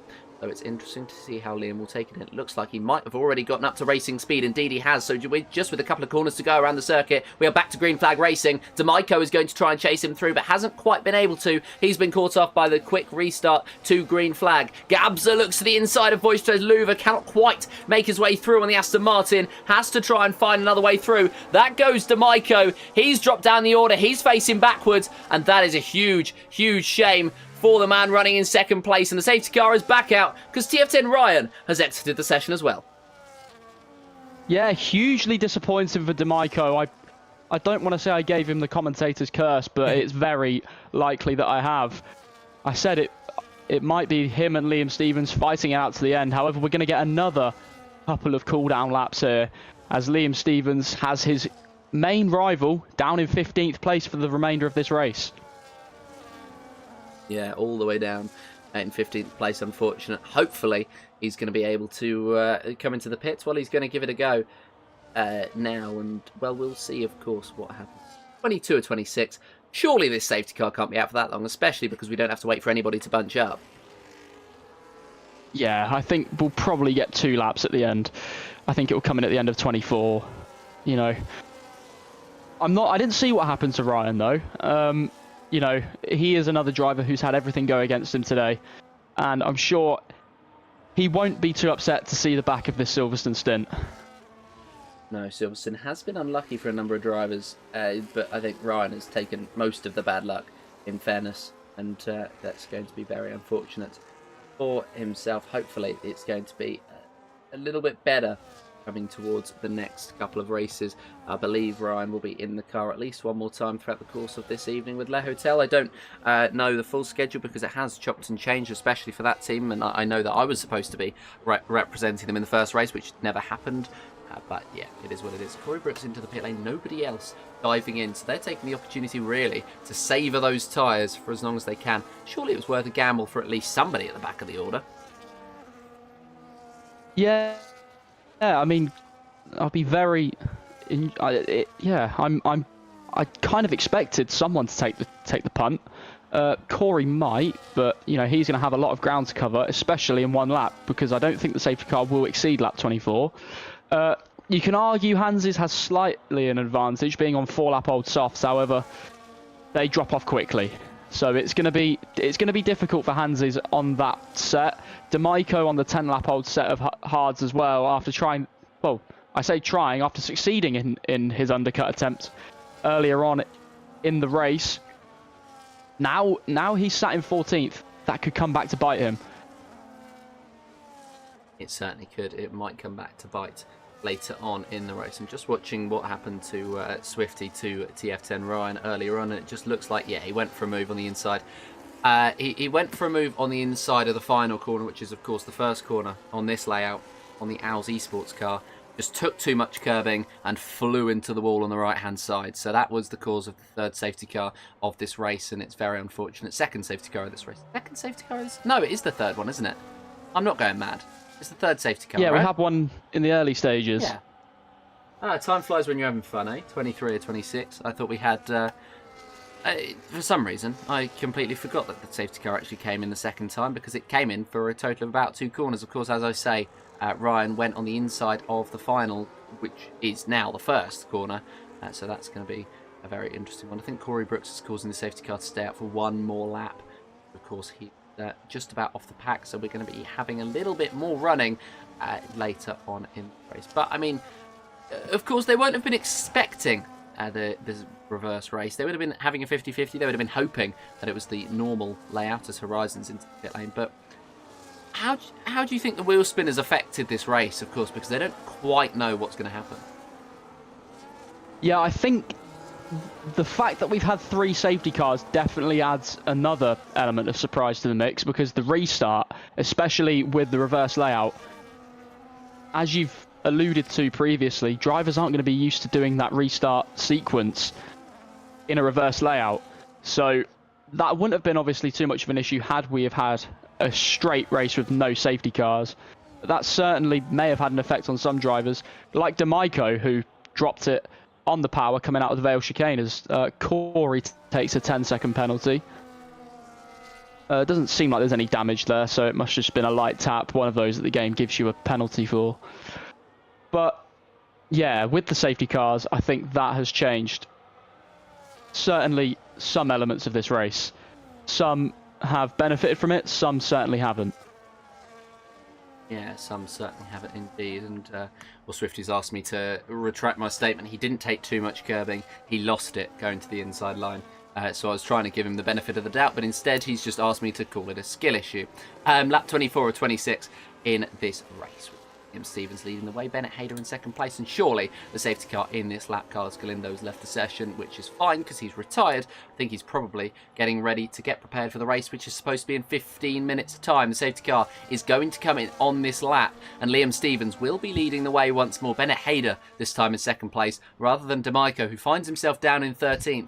Did Demaiko come into the pits? No, he didn't. So he's still got his old set of hard compound tyres. Liam, though, controlling the pace, and is he going to go early like he did last time, or does he know that everybody was going to predict that? Is he going to wait as long as he possibly can? This is the debate that you have when you go to the safety car restart. I think it's just whenever you're ready, you can absolutely fly, and I think he's going to be ready out of this corner.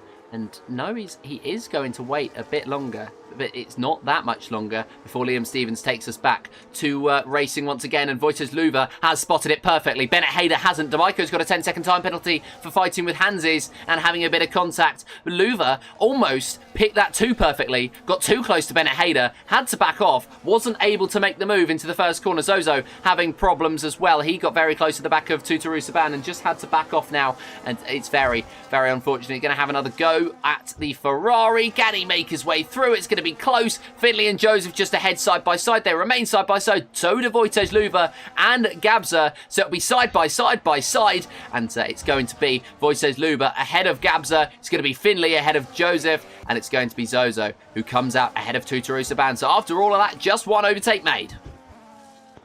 Yeah, Liam Stevens, again, the early restart pays off for him. Sometimes you've got to have some adaptability, especially as a high-level esports driver. Be unpredictable. Never let them know your next move, as they say.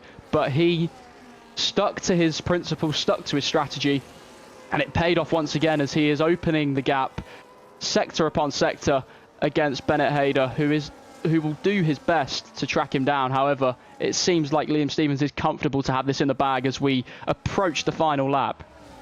Yeah, we are approaching the final lap. Of course, Joseph has had some problems. He's dropped down at the very last, so for XPG, that's very unfortunate. Finley through on Gabza. Gabza trying to fight back, though, into the last braking zone on this circuit, and he is very much going to be bumping his way through. The inside line will beckon. Liam Stevens sets the fastest lap of the race onto the final, and Gabza and Finley are still alongside each other. Gabza finally makes his way through, finally seals the advantage, and he moves up into fourth place. But for Liam Stevens, it's been absolute domination. Yeah, he's definitely starting to deploy some ERS as well. Fastest lap on that time round on 10-lap-old hard tyres. He's throwing everything at the final sequence of this race just to take home maximum points for his team and see them to the top of the standings after round 6. Fromage Racing will be pleased with that, as Finley well, he's going to get more points than I'd anticipated earlier. So there is still going to be a huge element of battle at the front as we come into the remaining rounds. There's still a long way to go, but Fromage will take the front. Yeah, of course, still a long way to go in this campaign, and Liam Stevens will be taking Fromage up to the top of the standings. And, well, don't forget the stewards being open will really, really spice up the rest of this race. 1.2 is the gap between Liam Stevens and Bennett Hayder, and that is a very, very big gap for Liam Stevens to have built up in 2 laps of racing. He's just been so very quick. He's adapted to the Silverstone reverse circuit, and he's going to come around the final 2 corners and take a very, very well-deserved victory. Liam Stevens is victorious for for Fromage here at Silverstone. Bennett Hayder will come across the line second. Wojciech Luwa with a podium and another strong performance. Gabza in fourth. Finley in fifth with a very strong performance for himself. Then Zozo, Tutoru Saban, Sunyor and Joseph, unfortunate to drop down to ninth, but he will be in ninth place, and Hansi's rounding out the top 10. Not many finishers by our standards. Of course, retiring from the race won't give you points, but of course we are going to have a very, very fascinating championship shake-up after that race. But what that does mean is that Fromage are going to now be the new championship leaders and will just take that victory home. Liam Stevens first, Bennett Hayder second, Wojciech Luwa third, and Gabza fourth. Finley, Zozo, Tutoru Saban, and Senor, Joseph, and Hansi's rounding out the top 10. As I said, then it's Noodles, Hazard's Race Productions, Horizon F1, Heather, Owls Esports, Demaiko, Corey Brooks, Ryan, Galindo, and Sam L rounding out the field. And in fact, that will be the first time that the F1 server have not found themselves on the podium. Yeah, and it's not through any fault of Demaiko's own. Just had too focused on that fight with Liam Stevens, and eventually the cracks started to show. But Liam dominated that from start to finish, and I think we could probably both agree, fully deserved. It's certainly a fully deserved victory for himself. Well, that will take us to the end of my commentary stint, at least. Charlie will be hanging about, and we'll be alongside, I believe it's Frost Breath, who will be jumping back into the box for the next stint of commentary. I'll have a look just to double check. No, in fact, I think it might be Jess. It's not going to be. It's going to be Jess to jump in. Frost Breath will be back afterwards with Jess, but it will be Jess back in next, and well, that should be good, shouldn't it? Yeah, Cota's another lovely track for racing. Technical sections, straight sections, that'll be a fun one to watch as well. Certainly will be, and we'll be watching on all dry tyres if the Cota race is indeed dry. It'll be a rainbow race for our race at 8 PM, and well, we've only got 9 minutes until it, so we are going to call it pretty quickly. We've got the US Grand Prix up next, and that will round us out for the first third of our racing this evening. We will be right back after this.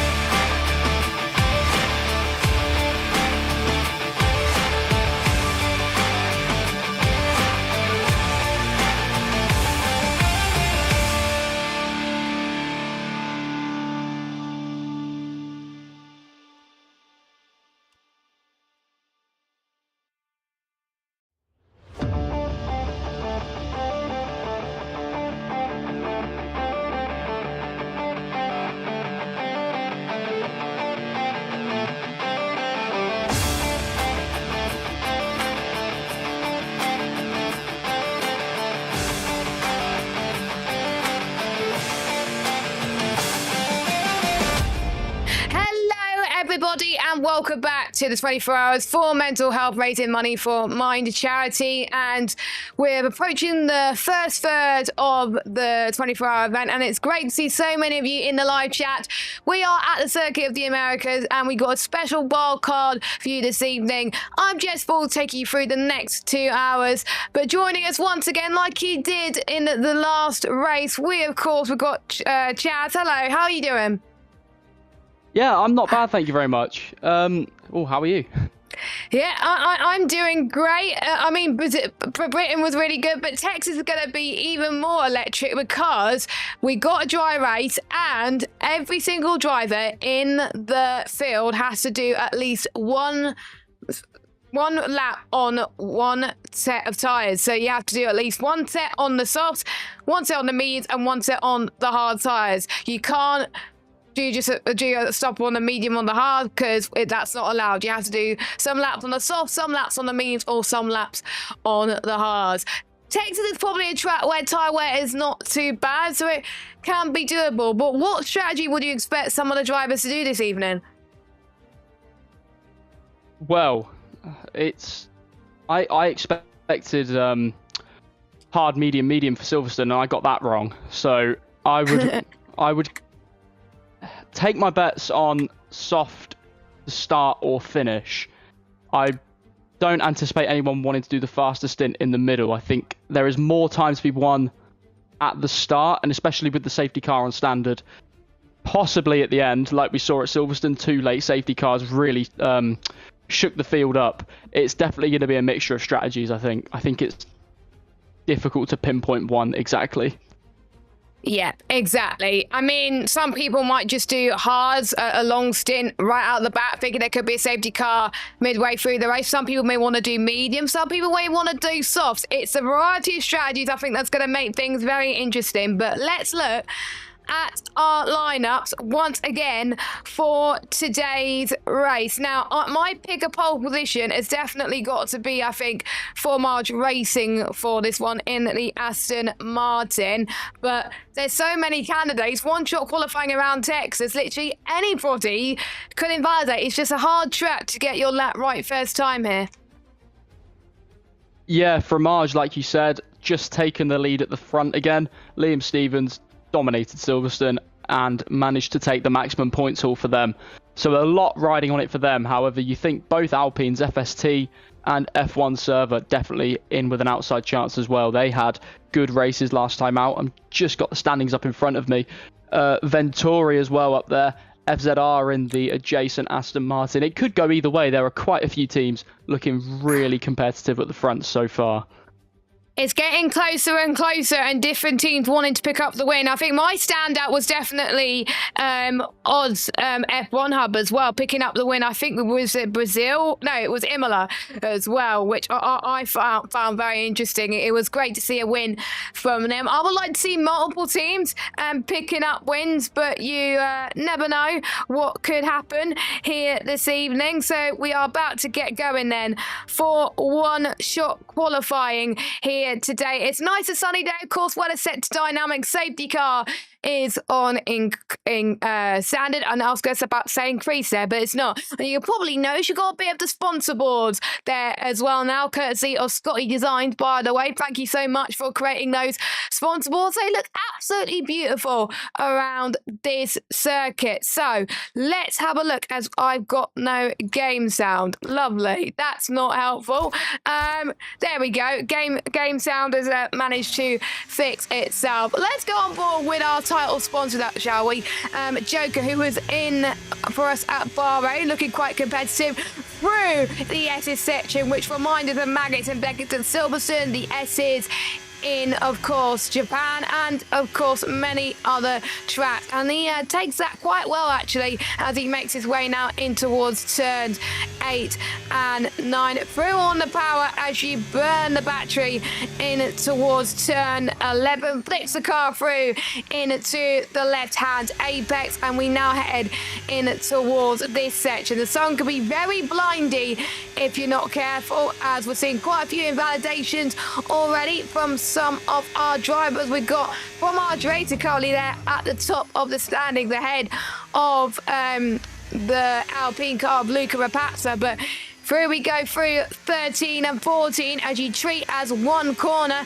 Through turns 15 and 16, you treat it exactly the same, just as one corner. You now head through into the Istanbul type section. Remind us of the Turkish Grand Prix. We know what happened that year. We remember that Lewis Hamilton won his 7th title back then, or was it his 6th? I can't remember. It was one of the two. But through he goes then, into the final corner. It's Luca Rapazza that gets pole position for today's round at COTA, and Florian goes second. So quite close between the F1 server and, of course, Fromage Racing. VMV doing well in third, and Zozo again having another good qualifying session, it seems. Yeah, I was on board with Florian van Zeltzer that lap. He had a really tidy lap put together, and then just at the final corner struggled to get it straight, and I think that's where he might have lost a little bit of time to Luca Rapazza, but nonetheless a 30.6 really what's the word, I can't think of the word, my mind's gone blank, but a very impressive lap time from Luca Rapazza. And yeah, like you said, Zozo again for Sierra Esports, 4th place, and he'll be hoping that a penalty doesn't affect his race this time and that he can show what he's worth at the front. Yeah, he can't afford to get penalties in this stage. So I really do hope things go a lot better in terms for him going into this. But we are about to go for a 50% race on 3 different types of tyres. They've got to think very on their feet in terms of strategy, because we know that in the last few races, 1 stop for a lot of these guys, apart from obviously Silverstone when they had to do 2 stop, but they pretty much have to do 2 stop around it. If anybody doesn't complete the race on all 3 sets of tyres, and Chaz will be keeping an eye as COCOM on that, they will be disqualified from the race standings. And if you're a team that's pretty much in the fight for the title, if your driver does not do the required stops, then you're going to be in a spot of trouble. And we do not want to, you don't want to be the person that tells your team, oh sorry, I didn't do a lap on the hard compounded tyres, for example, and I got disqualified. So there we go. So I'm just trying to see a sneak peek on some of the teams on what tyres they're going to be on. I'm seeing Joseph potentially could be going on hards, but they're probably just going to try and trick us. I know in some of my league races, Chaz, I tend to trick my rivals for me to them thinking I'm going on a different tyre, but I'm not. I'm going on a different set of tyres. But we are about to go underway for the 5 red lights here at COTA. Action, and it's a decent start for both the F1 server and for March Racing as they head towards turn number 1, but Luca got the better getaway. We got BMV almost up the inside there as well. Zozo dropping down a position. He's under pressure from the other. There's a bit of contact between the pair of them already as drama through that section of the track, but we got Florian that leads and goes through, and they make a bit of contact again. Drama already here at COTA, but it looks like the 2 major protagonists still at the front, with VMB Leo in P3 and the Haas driver, biggest surprise at the moment, in 4th. Yeah, really good racing from Van Zelter and Rapazza in the first section of corners, side by side, almost up from turn 1 to the S section, stayed clean, and Florian, a really nice overtake at turn 1 to take the lead. However, Luca coming back at him down the first proper straight of the circuit. Florian deep into the corner and pushes him off. These 2 really going at it in the opening lap here. They're going a bit wide, aren't they, those 2? That is an absolute nightmare. They made contact again. That is not ideal, and there's a bit of front wing damage there. I think the drivers have been told that they are going to be stewarding now, so they've got to be careful not to run each other too wide here, as the Haas is definitely taking advantage of that, going through the Mickey Mouse-ish section of the circuit, as we're already seeing 1 pit stop. And let me get the tyres, actually, that would help. Most people, as not surprising, has opted for the soft compounded tyres. AJ Man's opted for the hards, but some people have decided they just want to do one set of laps on the softs, and they want to get rid of that straight away. They don't want to touch the softs at all this race, as Zozo is now out of this race. And let me get the track map up. Do we have a safety car? No, we do not have a safety car. No, he's done that in the pit lane. Yeah, he's retiring the pit lane, so that is, I think, -5 or -10. Nathan could tell me on which one it is, but it's one of the two. If you do retire in the pit lane, it's minus points for your team. Yeah, I think the Bard Tsunami there in the Alpine, he had to make a front wing change. I just spotted that, so disappointing start for him. However, looking at the pit strategy, immediately 5 drivers deciding the softs are not for them, and they've gone straight onto the medium tyre and probably are now going to go for their main strategy, probably the usual strategy, medium, hard, I'd assume.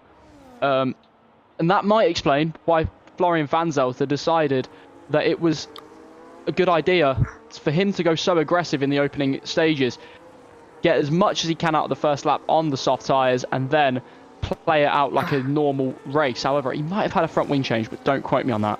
Yeah, it was hard to see because I did see a bit of end plate damage from, I think, one of the Aston Martins or the Hasses or even the Alpine, but I'll just keep an eye on that. By the way, we're on £870 in the donation link, so thank you so much on that one. I can't remember who the latest donation is because it's not telling me, but thank you so much for the donations. You can do !donate or click the pinned link in the chat to do so. We're having people that are responding to Florian's pit crew. We've got Raza and Corey coming in. I wonder if they got damage out of the car or they just want to get it out of the way. No, one of them is getting out of the way. So is Raza in 17th then onto the hard tyres. Hard tyres, interestingly, for this opening stint of the race. Not what I would have gone for, but they just want to pretty much be on the stable tyre from early on. Yeah, the most recent donation was from Adam with the £10, so thank you very much, Adam. Just looking at the front again, side by side between Yautzin and VMV Leo as we go down the main DRS straight of the lap. Seems like a pretty straightforward overtake for Leo as he now moves into second place. So shaping up to be another really promising haul of points for VMV as he now sets his sights on Luca Rapazza in front. Yep, Luca Rapazza, 1.2 seconds. He is on another level. Of course, he likes his track. As we got Owls and Dons going side by side in towards turn 14 and 15. Owls could get the cut back on his teammate through. There's going to be 3 wides as well. They're keeping it on the white stuff, which is great news. As Dons getting a double overtake back on both Joker and Adjaman. As Dons, the other kicks Albertine in at 9th place. A bit of contact once more. This is good wheel to real racing from the both of them. Jokers from LD Sports deciding enough's enough, and they want to opt to go on to a set of the hards or the medium compounded tyres then, so we'll have to wait and see what happens there. Still going side by side again as Dons goes through. I'm liking the variedness of strategy. I'm sure the teams will be just looking very frantically at the data of what they're going to do here, because I wouldn't know what to do here. But it is fun doing a 2-stop race at the end of the day, doing on all 3 sets of tyres. But will it come back to bite them in the face? We'll have to wait and see. As at Oz F1 Hub, of course, they were the ones who pitted from the soft to the mediums. They are having a battle with Joseph, and Joseph goes through on the pressure rubber up to 14th.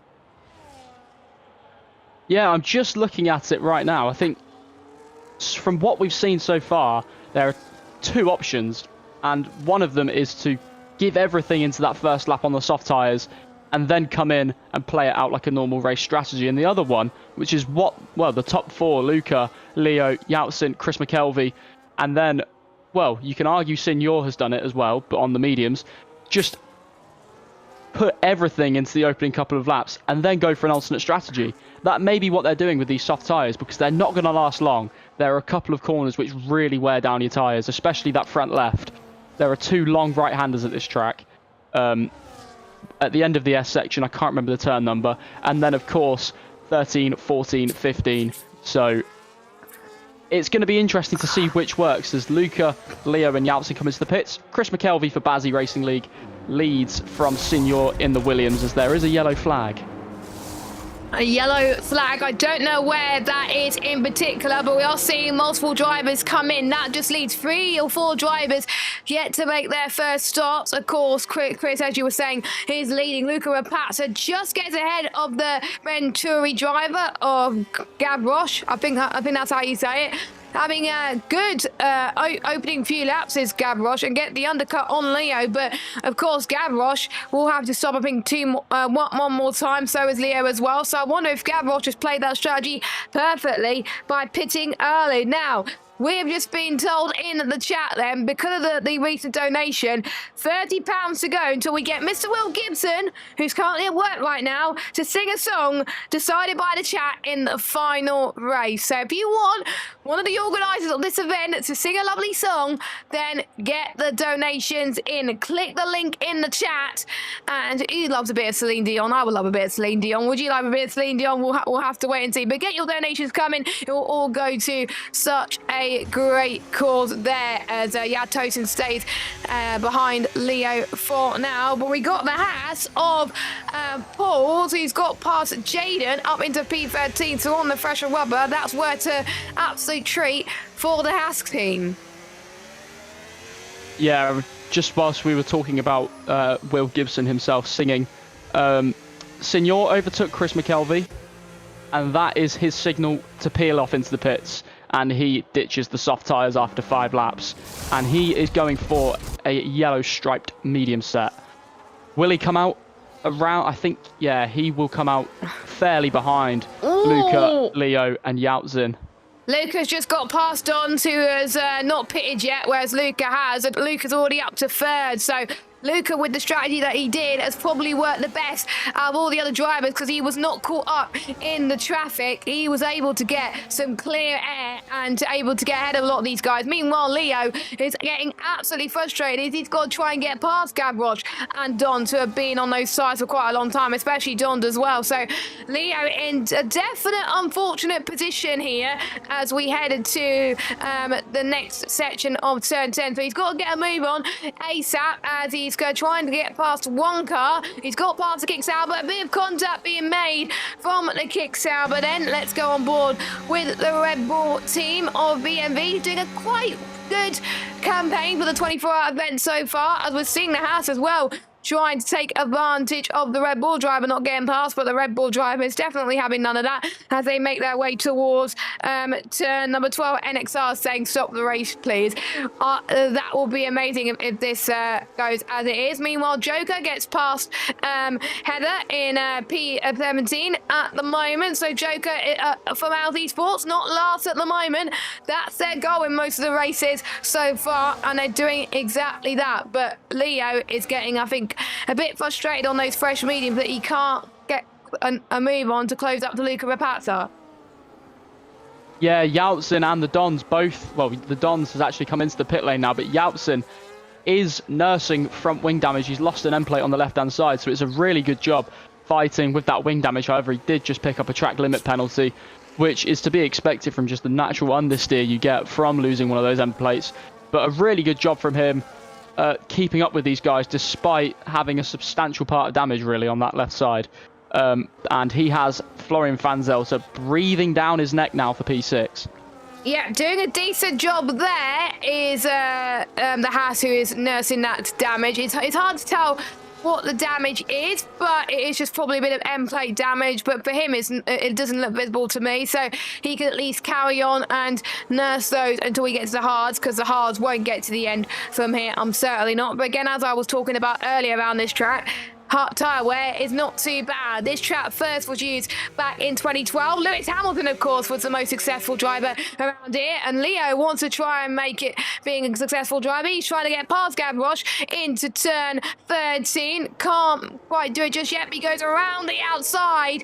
Can he do a Max Verstappen where he's going to try and get the move done anyway? Through he goes, and he eventually gets past. He's now 3.9 seconds behind Luca Rapazza, and he's cleared the Mercedes, which is what he wanted to do. Now all he's got to do is make sure he has that tyre advantage going through into the next section of the Haas of Yatosin, getting past Gavroche up to 5th. We will probably see pit stops from some drivers, I think, and we are seeing from Arch Racing closing the gap now to the Haas car. This is going to get very tasty indeed. Pitting early from lap 1, not ideal, which probably means he probably pitted for damage, but we'll see what Florian could do in that Aston Martin car as we go further into this race. Yeah, Gavroche had an awful run through 15, 16 and 17, he had a massive snap of oversteer, which he had to correct, and therefore losing 3 places in the process to Yaltzin, Florian Van Zelter and Chris, as Ajo Man, who is in P2. Oh, no. Left. I will try my best to get him back in. Thank you very much. He's on Steam, by the way. So, Agent Man, if you're listening, add Chad's on Steam. That'll not on Steam. EA, I forgot you're on Xbox this week. To try and get you back in. That's going to help Leo a little bit. Close up the gap to Luca Rapazza, I think. As we got our first few penalties of the session. 3-second time penalty for Heather in the creator team, not what she wanted, but it's her second race, so she's not doing too bad there. Keeping it on the white stuff as we're seeing Florian going down the inside again, cutting to the outside from the Mercedes car. As AJ Man has joined, that's good. As they make contact once more, pushing off the circuit. Remember, we saw that a few seasons ago with Lando Norris and Max Verstappen. We know what happened there. We don't want to see exactly the same to these two cars. No, we don't. They're banging wheels with each other. The other Aston Martin wants to get involved there as well, but they can't quite do it. This is probably the closest race we've seen in quite a while, and I'm about to lose my voice, which is not ideal. As more time penalties for coming through. Senya, who was our race leader on track, now comes in. He goes for a set of softs at this stage of the race. Will that help him or will that hinder him? We'll have to wait and see. We got Luba trying to go through on the Mercedes. Yes, is that going to be a brave move if he could do it? And he does it. Luba up to 6th place, closing now on Chris Mack in 5th.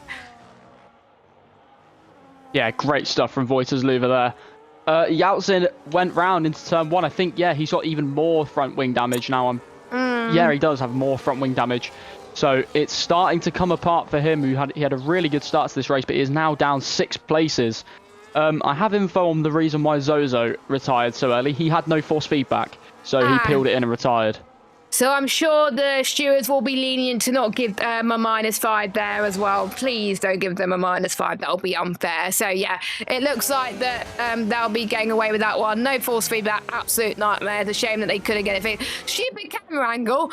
Missed out on the move of Chris Matt up into 4th place past Florian. And I tried to go on board and it was an absolute nightmare. Paulo's in P8. He's got past Signio, but Signia in 9th. He's on those soft tyres. He wants to try and climb up as much as he can. He's going to be in a really big DRS trade between himself, Gabriel Shaluva, Florian, and Chris Mack as well. So if he can get up to P4, that would be a great strategy call in terms of pit stop, because I can't remember what tyre he starts on. He can go onto the hards and go for an early undercut, which would really help for this track, which is and that will be an absolute nightmare if you don't do the undercut.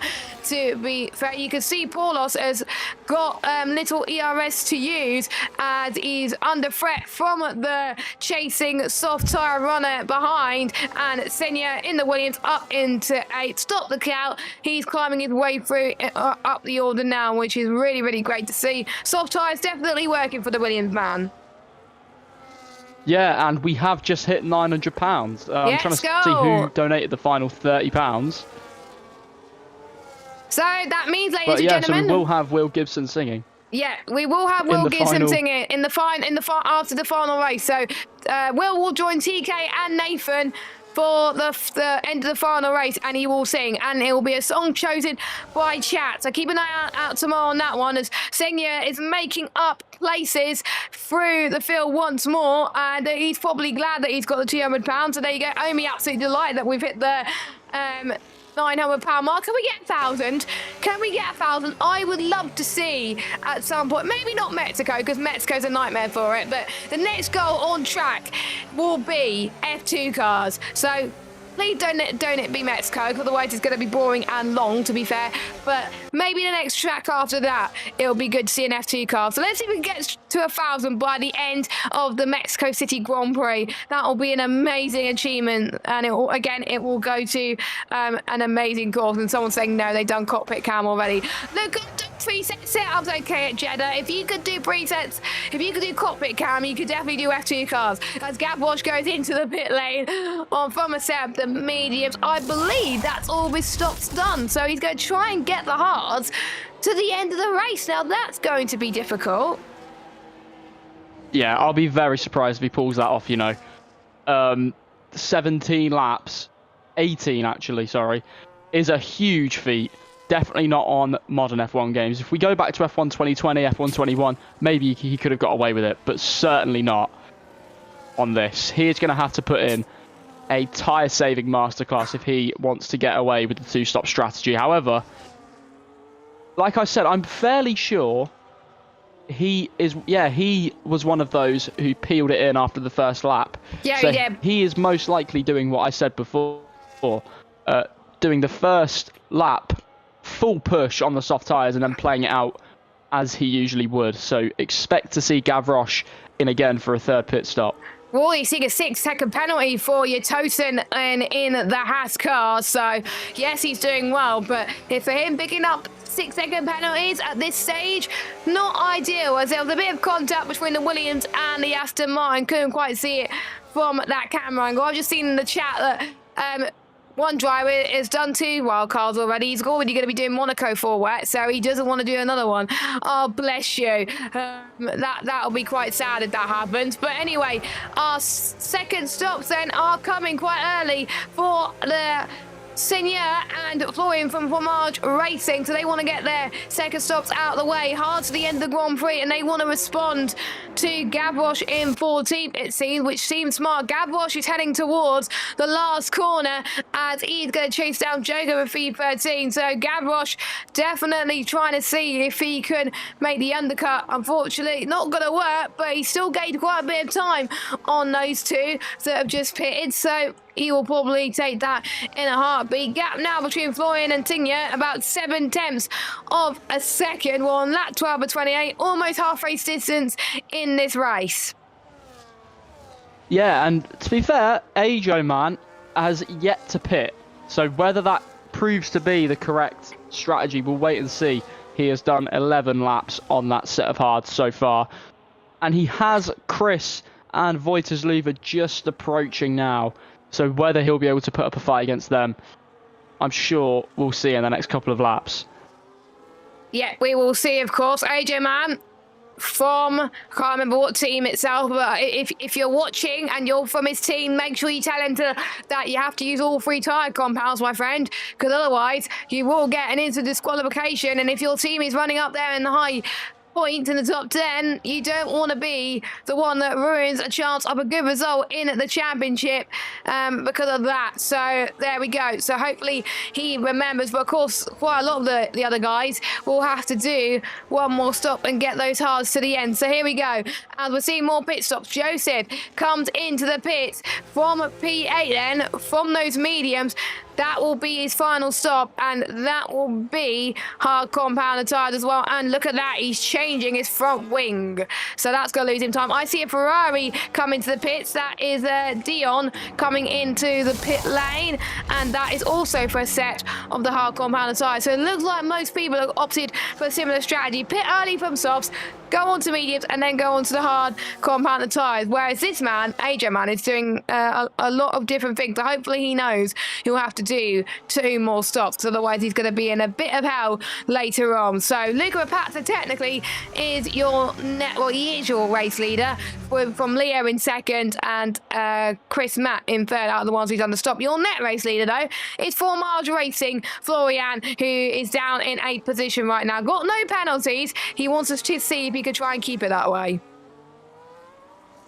Yeah, Florian, be fair, I think he's done a really good job with this strategy so far, and I would not be surprised to see him take the lead and further increase his team's lead at the top. I mean, he's only 10.5 seconds behind the next car. I'm looking at the gap to leader. He is 17 seconds behind his race rivals. And in fact, we'll see it now, because Leo into the pits. Leo into the pits then. So the first of the leaders to trigger a final pit stop. So he comes in, yellow flag by the way. I need to get rid of one of my overlays because it's blocking the chat map. So I will remember to do that at some point, or move the chat map. But I think it's it might be a lapped car. I think probably yes, it could be a lapped car. As Tsunami's passed Corey out in the 17th place. Paulos has come in to the pits now. Leo is actually gone ahead of Florian. So nice cheeky pit stop from them as well. So if Leo's good to the end, Florian's good to the end, Signia and Gavroche is good to the end, and Luba is good to the end as well, and so is Paulos. There we're seeing more pit stops towards the back too, with Corey coming in for his final stop of the race. As Adrian Man, I'm surprised he still hasn't stopped. Rather, of course, needs to do one more stop. I would expect him to pit around lap 20 for a set of the mediums. Unless he's been on the mediums already, then he'll have to wait a bit longer to go on to the soft tyres. As Tom Roberts thinking that Luca will definitely win this one. I think Luca's definitely one of the favourites to win here. He's definitely got the pace, he's got the strategy, and look at the gap he's got between himself and the cars around. If he doesn't win this race, I don't know what to think right now. Yeah, now that you do bring it up, I think Luca is actually a sensible shout. I was looking at the way that Florian was gaining after making that undercut attempt, and it looked promising. But when you put it into perspective, Luca does have a very good chance, and he has commanded this so far. Yeah, he is he loves this track. Of course, that's why he was chosen to race for the F1 server for this race. Of course, a lot of these guys will pick their strongest drivers to do their favourite tracks. Some people, like me, get given the short straw at times and gets to drive some tracks that they may be not as good at, but it's all part of a charity, raising money for Mind Charity, which is a charity that affects all of us, of course. Mental health, especially with the things that are going on in the world, absolute nightmare at the moment. Please, if you're in the UK, reach out to Mind Charity. They are really great, and if you just donate £10, it could help someone. Call the info line and get the support they need for their mental health services. So make sure that you get that support if needed.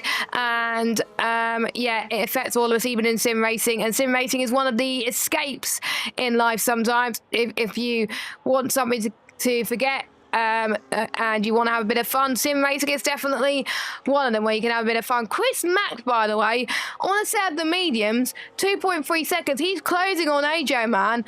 This could be good here for a decent position. Paulos has got past Joker on those fresh hearts, up into 10th as well. As we're seeing more penalties for our drivers, pretty much most of the back lot of the grid have got penalties. Yeah, in fact, Ajaman and Chris both peeling into the pits now. Ajaman, a valiant stint from him. However, I don't see a strategy which is viable for his race here.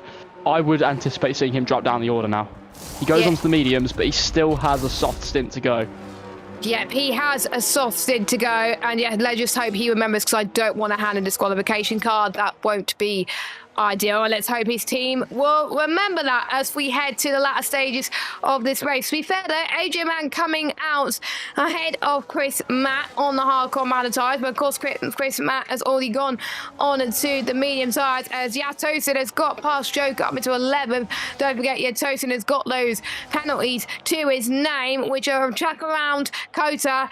That's going to be a nightmare. If we get a late safety car, if you do have a 3-second time penalty, even a 6-second time penalty, the ones with hardly any penalties is going to be the ones to succeed this evening, as the weatherman is looking like it's going to be clear for the most of it, of course, because of the 3 dry compounds. And the rules are, of course, you have to use all 3 tyre compounds a race. It doesn't matter how long for, as long as you use it for at least 1 lap. So soft compounded tyres have to be used, mediums and hard. If we had a wet race, then maybe all 5 tyres, but that would be the Rainbow Challenge. Maybe something to think about next season, Mr. Richards. The Rainbow Challenge for one of the wild cards. That'll be a lot of fun, as yeah, Luca Rapazza still yet to make his stop, of course, but with the gap that he's got, 25 seconds, no matter when he pits, as long as he thinks about pitting soon, he will come out ahead anyway. Yeah, I was just looking at at Ajo Man. He is right on the back of Voitas Luva here. And he is on the back of Signior. So a bit of a train beginning to form here. They're not far down the road from Gavroche. And he, in fact, Voitas Luva is past Ajo Man. Oh, yeah. There was a tiny bit of contact. Fancy wall banging there, but I don't think they got damage. I can't see damage on their car, so they should be fine. They are probably going to try and get past a lapped car as well, so that's going to be quite tricky around the S's. I've lapped cars many times around the S's. Absolute nightmare. So hopefully the lapped cars will move out the way, which they do, which is absolutely sensible. Oh, a Tsunami is out Safety of car. the race, and I need to get my stream deck because we have got a safety car. And I get to use this overlay, which I'm proud that it worked this time. Lovely. So that is good news if you're Luca and also Razza. Razza, don't forget, has not stopped yet for his final stint. He could go on to mediums and get to the end of this Grand Prix, but nothing is stopping anyone from touching the softs again if they want to. What is Razza doing? I have no idea. Probably the Delta, I think. But Luca is going to work out anyway because, of course, he is pitting. But for the mediums, someone's crossed the pit lane exit line, which is not ideal. But there we go. Through it goes. Luca Rapazza into the pit lane. Out of the pit lane, sorry. My bad. Yeah, so that changes things. Razza has, well, he has, the safety car is great timing for him, put it that way. He had, I can't remember how long was he on those, that previous set for. He'd built, quite a long time. He was on that set of mediums. Yeah, he was on that set since the end of lap 1. So, really nice stint, and it's played into his hands perfectly. The Bard Tsunami, who's just DNF there, seems to have pointed the finger at Jaden Squires in the chat. So, I'm sure we'll see what happened there eventually. Be respectful in the chat, guys. Be respectful in the chat. Don't forget, stewarding is now happening again due to what happened in Imola and quite a few races actually. So, of course, that they could report it, and then the stewards will then decide whether if it's deemed points deduction or not. So we'll see what happened there. A bit of a shame for the Alpine team because Bar Tsunami was doing quite well, to be fair. So that is unfortunately his race over, and that does mean, I believe, Don's, I believe, still has to do one more stop, but he's coming in. And by Jaden, has Jaden done his 2 stops, Chaz? Yeah, he has. Yeah, so everybody, I believe, has done their 2-stop race and have been on all 3 tyres, so no one gets disqualified. Brownie points for everybody. The safety car has helped out everybody there as well. Oh, as Corey has retired in the pits, looks like, so -5 points for our commentary team. I'm quite sad because I'm in that team. So yeah, we've already got -5 points for that race, which is not ideal. He had a drive-through, so I think he just had enough, Corey. Yeah, understandable. His last few races have not gone to pot, really, to be honest with you. He doesn't play the F1 game much anymore. Hopefully it will go best for him when he races again. What's going on Baku. here? Yeah, I don't... What? Right, we've Never got mind, a they're safety overtaking, car I glitch. think. Yeah. What is going on? See, I thought for a minute they were going round again for lapped cars, but that can't be right. Everyone's getting... we got a drive-through penalty. Yeah, for Heather, who is the lapped car.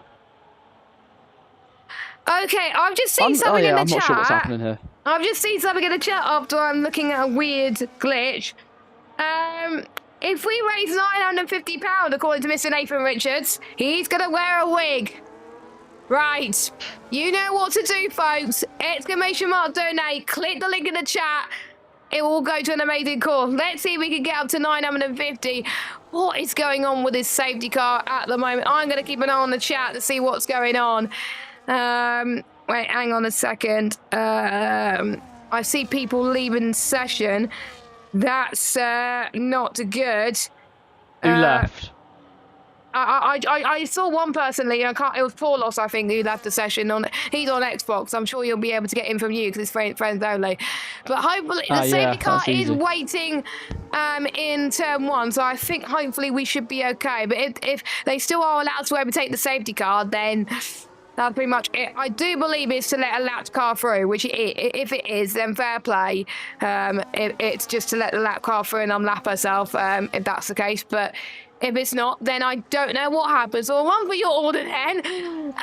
Luca Rapazza, P1, Luba, P2. That's worked out well for him, and doesn't it? But he's on hard tyres, and he's going to get an interesting battle with Raza Gamer in the P3, Leo in P4, Florian Pazelta in 5th, Gavroche in 6th, as we're seeing a ghost.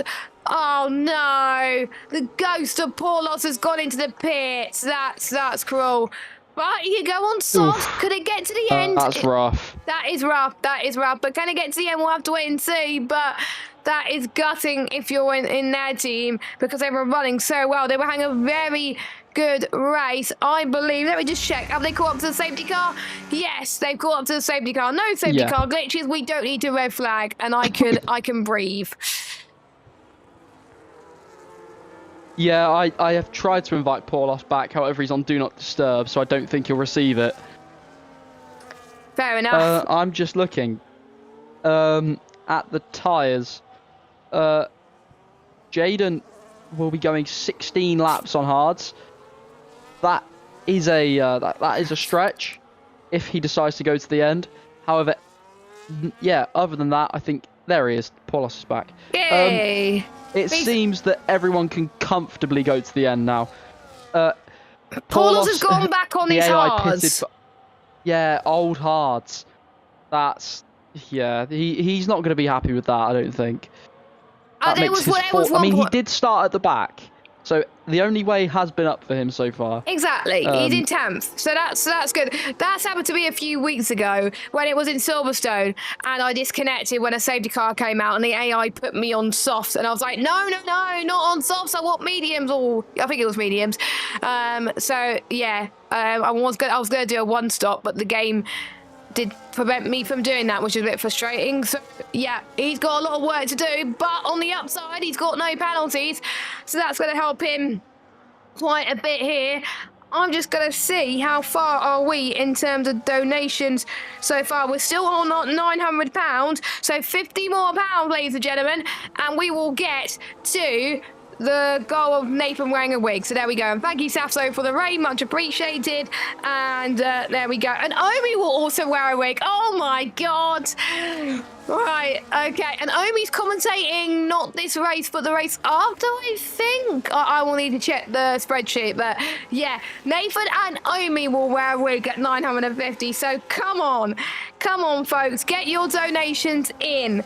And we're seeing milestones going left, right, and centre here. I know Momo is streaming at the moment. So Momo, massive shout out to you. He said he will put a maid outfit on at 1K. And that's the same time as if we get F2 cars. So yes, so if you know what to do. If you want to see Nathan and Omi in wigs and Momo on a maid outfit, or everyone in F2 cars, then get donating.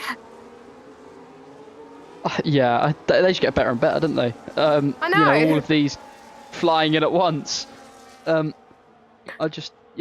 we make sure we get to 1,000 before the Canada stint? I do not fancy a race in F2 cars this evening. Are you racing tonight? You racing Canada? Yeah, I'm racing, but not for the commentary team. What team are you?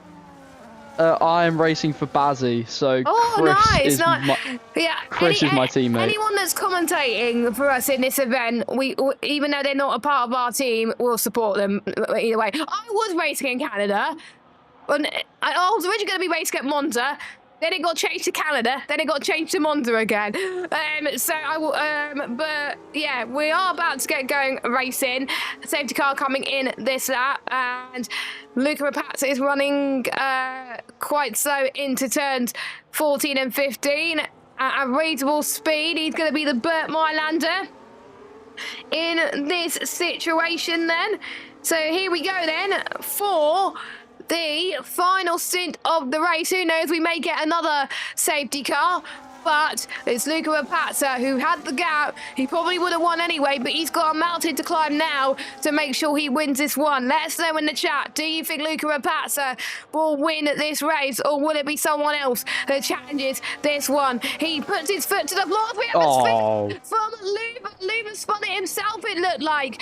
And it's a real shame for him. He was doing so well, but he struggled to get temperature on those hard tyres. But it's Luca now that has a 1.2-second gap between himself and Rather Gamer. Leo in 3rd place. Florian has now moved up into 4th place. Chris Matt trying to get past Senya side by side through the S's. This is going to be argy-bargy between a lot of our drivers here this evening. There's just so much action happening at the moment. If that's a reason not to donate, I don't know what is.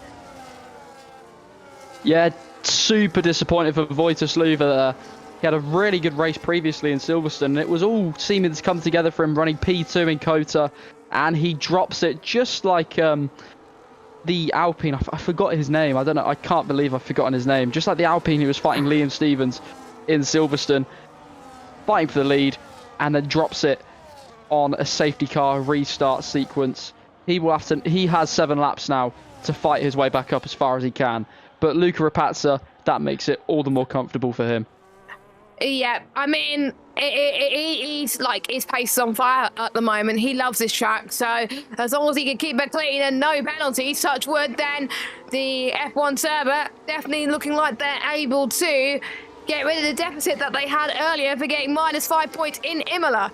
Meanwhile, Joseph having a nice ding-dong battle with your Tosa. Joseph, of course, in the MasterCard Chrome livery, run in Silverstone, which looks very lovely, by the way, as Florian gets past Leo in towards the final corner, and Florian is up onto a podium position on track, but don't forget, he has got a time penalty to his name, so that's going to be a nightmare, as we can see, going down the hill then, through turns 2, and Florian managing to keep his cool there to try and keep Leo behind him. Leo, I don't know what he's going to do there. He's got to get past, because he wants to try and get closing up to Rather Gamer, who is having an astonishing race so far. I'm trying to remember where he started in this race. He's up 16 places, Shaz. He's had the best races out of anybody, starting near the back of the grid, and he's up to 2nd place.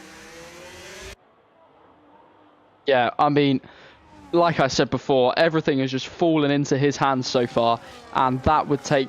He is on point to take home a very good haul of points, I think, for Piggy Online. Oh, Florian! Please correct me if I'm wrong, but Florian goes for a really nice dive bomb there. That was a really good move from Florian, to be fair, from Formage Racing up there through into 2nd place. Carry on, Chad, but yeah, Florian on the 2nd.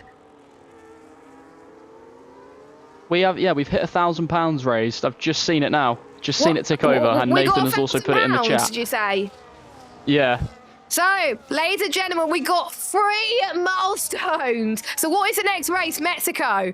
So, Mr. Richards. Ben at Driveline Media with £100. Oh, Mr. Sappy, that's Sappytron. Thank you so much for the donation, much appreciated. Which means Mr. Nathan Richards will be wearing a wig, Omi will be wearing a wig, and in Mexico, we'll be racing in F2 cars. So if you're racing in Mexico, good luck. I'll be commentating on that alongside the lovely Rob. I'm excited for that, to be fair. So yeah. Let's go in F2 cars. Oh, this is going to be very exciting. But thank you so much, everyone that's donated. As Leo and Gavroche are going side by side now through the S's. Yeah, really a lot to play for in these final few laps. Positions being fought for all over the place. It looks like Dion and Jaden are fighting there for P13 in the background. Wojciech Luva is behind them as well in his quest to make up as many places as he can after he lost them on the restart. But Luca Rapazza, like I said before, really comfortable so far for him. Florian 3.5 seconds almost down the road from him. Well, it'll be 6 seconds, won't it? Because, of course, Florian with the penalty. But oh, we're seeing battles happening for P8 to P11. AJ Man, unfortunately, on those hard is not helping. Also, thanks to F1 Addict, by the way, for donating £10. It was very hard to see because we saw a £100 donation from Sappy there. So thank you, F1 Addict, for the donation as well. keep those donations coming in. I believe we still are reaching the goal at £3,000. And don't forget, we have got some SRC setups to give away. So if you want to win the SRC setups, don't forget to donate and put your Discord name in, and you'll be entered into a draw towards the end of the 24-hour event. Of course, SRC, one of our sponsors for this event, as well as Pivot Media, FER, and of course our title sponsor Esports, the esports team for Sheffield Wednesday. And I'd like to say thank you to them. But actually, speaking of them, they're doing very well, aren't they? They're not last, they're in 12th position. So fair play, they're going to jump up quite a bit because of those penalties. But yeah, Al's Esports, not last. Joker, of course, being one of their faster drivers.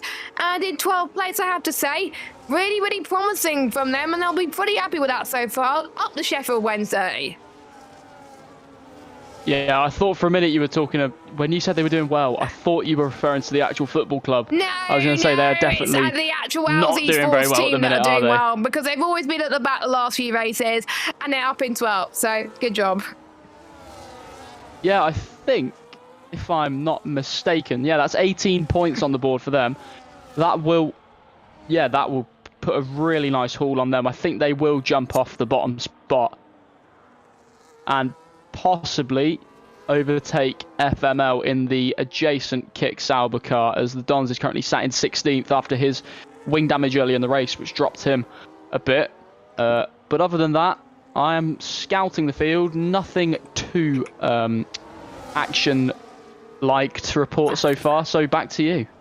Yeah, there's not much action, but to be fair, people would want to keep it just a bit quiet, but we like some action here in the 24 hours for mental health. We want craziness here as well if we head towards turn number 1, but to be honest, the people are going to try and go absolutely crazy towards the final few laps, I think, especially if you're from BNT or VMB. Bit of a tongue twister, I know, as we're seeing Adrian Mann. Oh, as I did a biggest commentator's curse on my life, we got crazy. Yazatin and Adrian Mann have made contact, unfortunately, and we've just seen Nonny Nova coming in with the raid. 344 raiders, thank you so much for all of you. Hope your race went well, and welcome to the 24 hours for mental health, raising money for Mind Charity. I can't remember what round we are on the top of my head, but we're almost at the end of this one, and we've reached £1,000 in a donation. So once again, thank you so much. But we've got some battles happening in the midfield right now.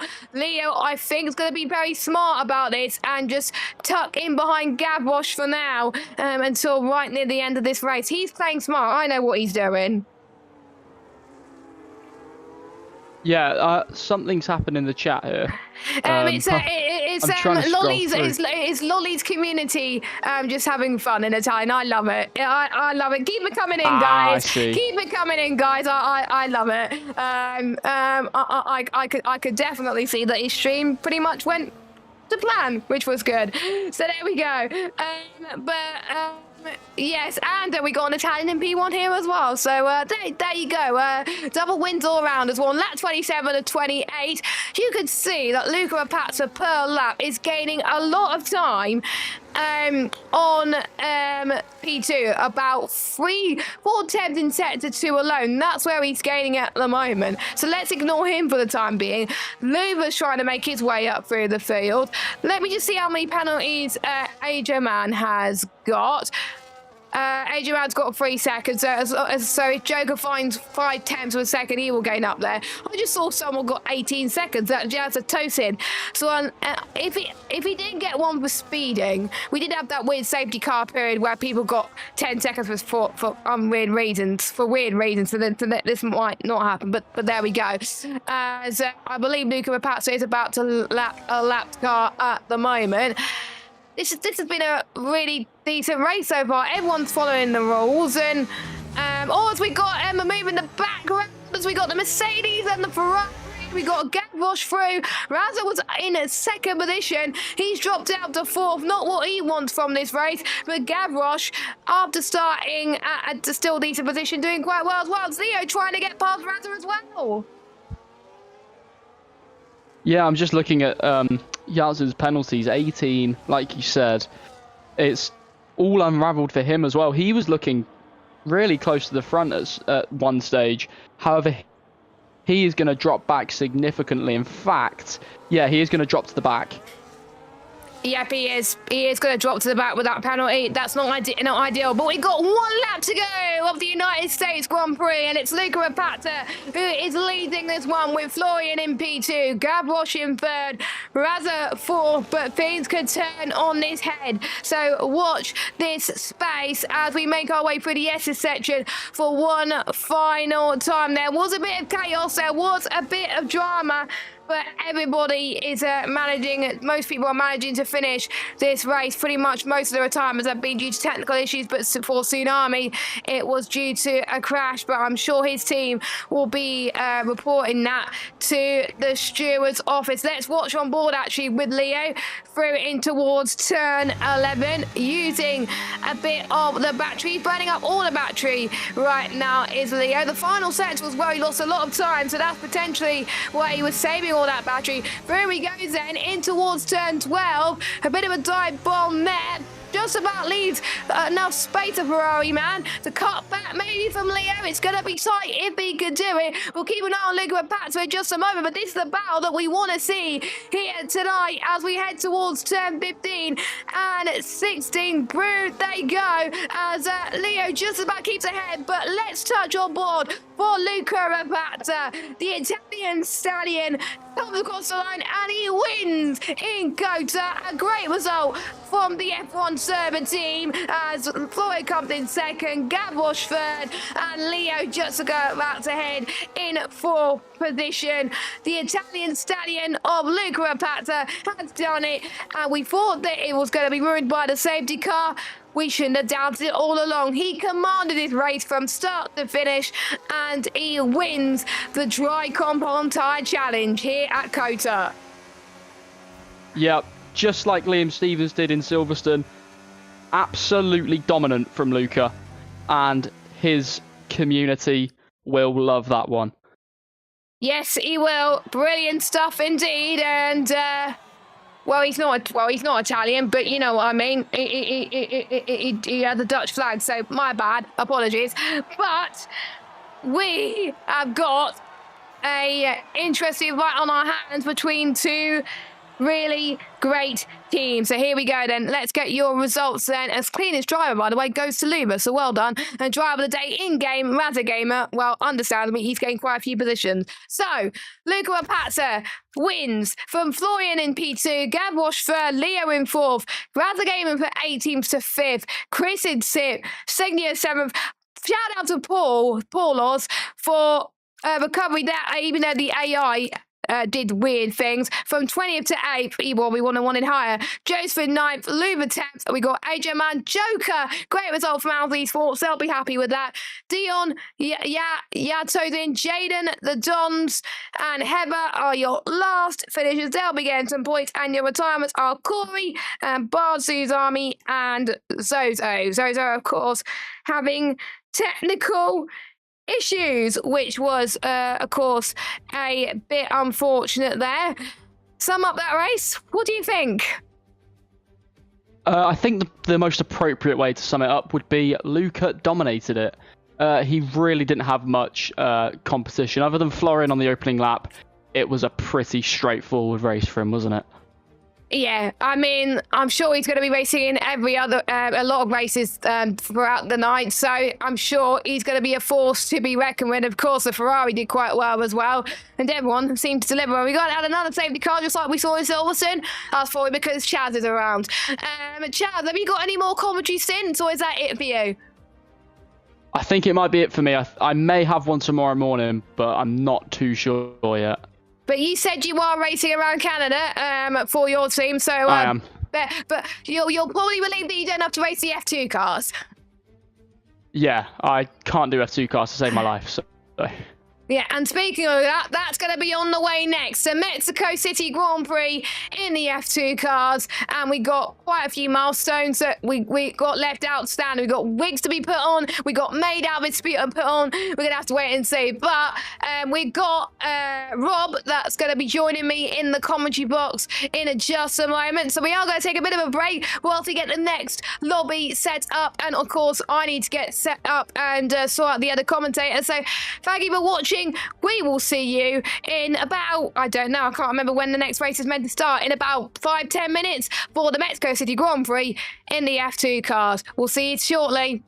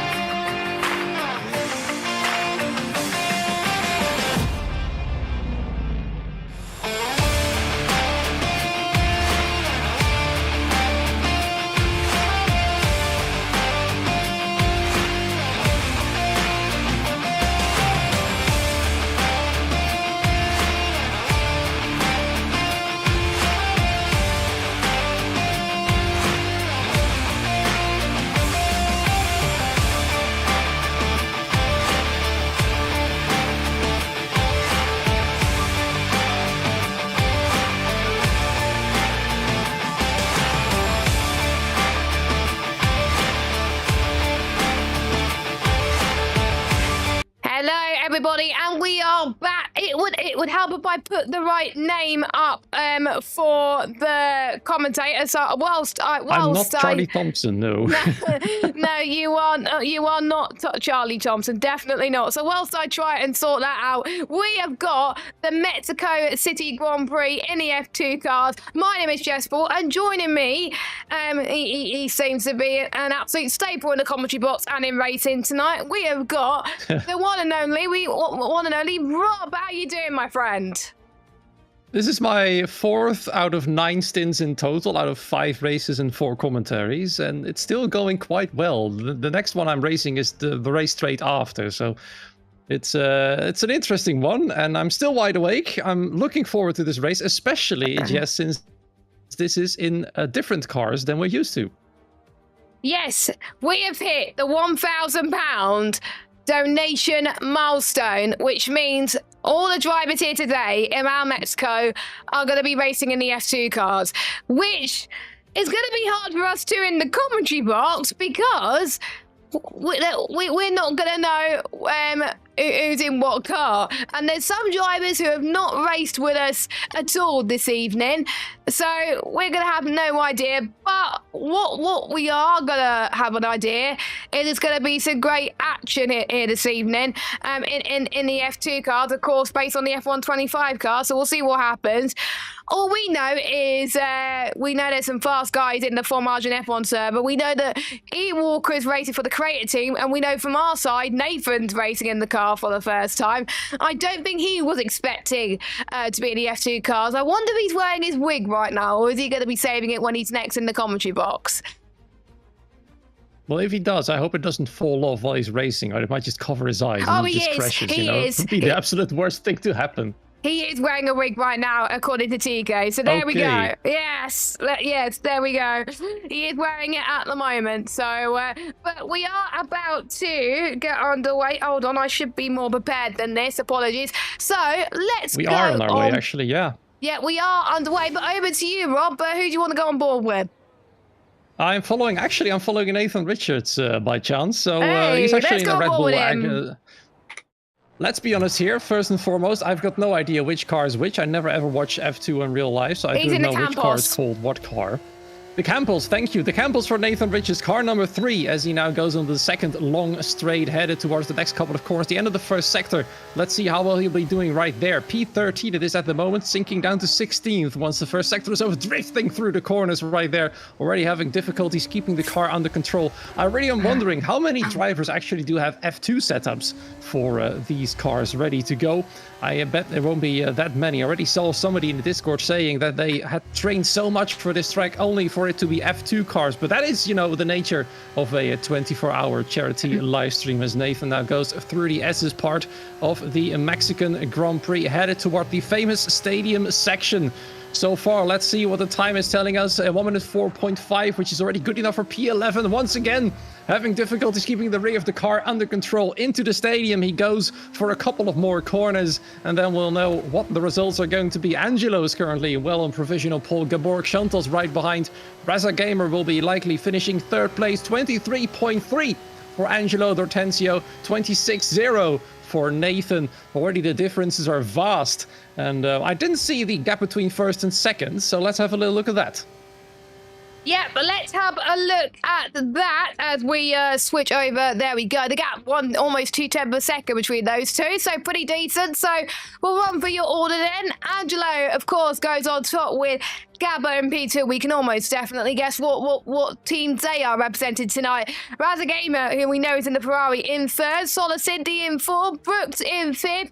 Nina in 6th. Franek in from VNT in 7th. BNB Leo in 8th. We got Hector in 9th. We got Max Wing making his one early appearance in this event in 10th. Then we got Alzi Sports, Sonic, Nathan Richard, F1 Union, Newt, E Walker, Nico, Ricard, Sporgit, and there's loads more, but there's quite a lot of things going on at the moment, so it's hard for us to keep up at times. But there we go. So that is your qualifying. Now, of course, one stop is required with these cars. I have no clue as to what size is the best around it because I've not played F2 cars in a while. Yeah, one thing I do know is that they both get the softest option and the hardest option of tires. So I feel that they're likely to start on the super soft tires, then swap to the hard tires whenever they feel the time is right. It's a bit of a guess for them as well, you know, when the best lap is to get in. Probably about the 30% tire wear. It's usually when most fast drivers tend to pit for a new set. I'd say one stop in 20 laps is easily doable with cars like this. And then we'll be going all the way to the end of the race. But yeah, you know, these cars, it's going to be an interesting one. They're a bit slower, of course, than the F1 cars. Lap times are a bit longer. DRS works a bit different. There's no battery, of course. So all these things they've got to take into account when racing around this track. And I'm really looking forward to see who can make the most of that. So far, it seems the top two are closely matched. The rest much further behind. But off you go, Jess.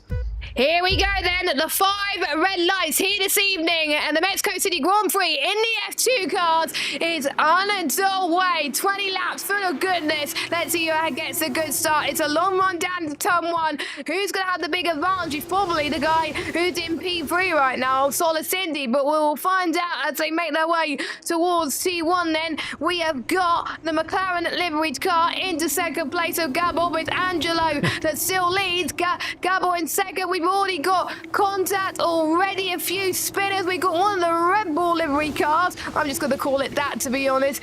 Down near the back, unfortunately, but it's the front two that are definitely leading the way right now, but there was so much carnage near the back, it was hard to keep up. But the top 11 starting on the super soft compounder tyres, which understandably is the softest tyres. Franit passes the Exa car in the Invictus Racing. I know that from the top of my head. I wish Omi was here, because Omi knows F2 off the back of his head, so he would know all of these cars and know what they're called. But we're just going to have to make deal with us two, unfortunately, as Franix through into P7. Bunch of noobs we are, anyway. Yes, we are. Angelo D'Atensio's nicely goes a bit wide, though. It's immediately an opportunity for Gabor Chances to get alongside him in the final corner as they exit the stadium, and he takes the lead of the race. A brilliant move there, immediately pounding on the opportunity for Angelo's mistake and punishing him for it immediately. However, Gabor's got a good run onto the main straight. He gets alongside Gabor immediately. Let's see if he can retake the lead, and he does quite easily, actually. No problem for him there at all. Solar Cindy and Brooks are quite close to it as well. Might see 4 wide in turn 1. They bump and bump as Angelo escapes from the carnage behind. And there is a sandwich there for Gabor Chances. He goes off the track. Absolute drama there. He momentarily had the lead of the race, and then several cars all the way around him, inside and outside. Down he goes to 8th place. Let's see if he can recover from there. Brooks into 2nd place. Solar Cindy fighting with him for that position. It is quite a hectic battle on these cars.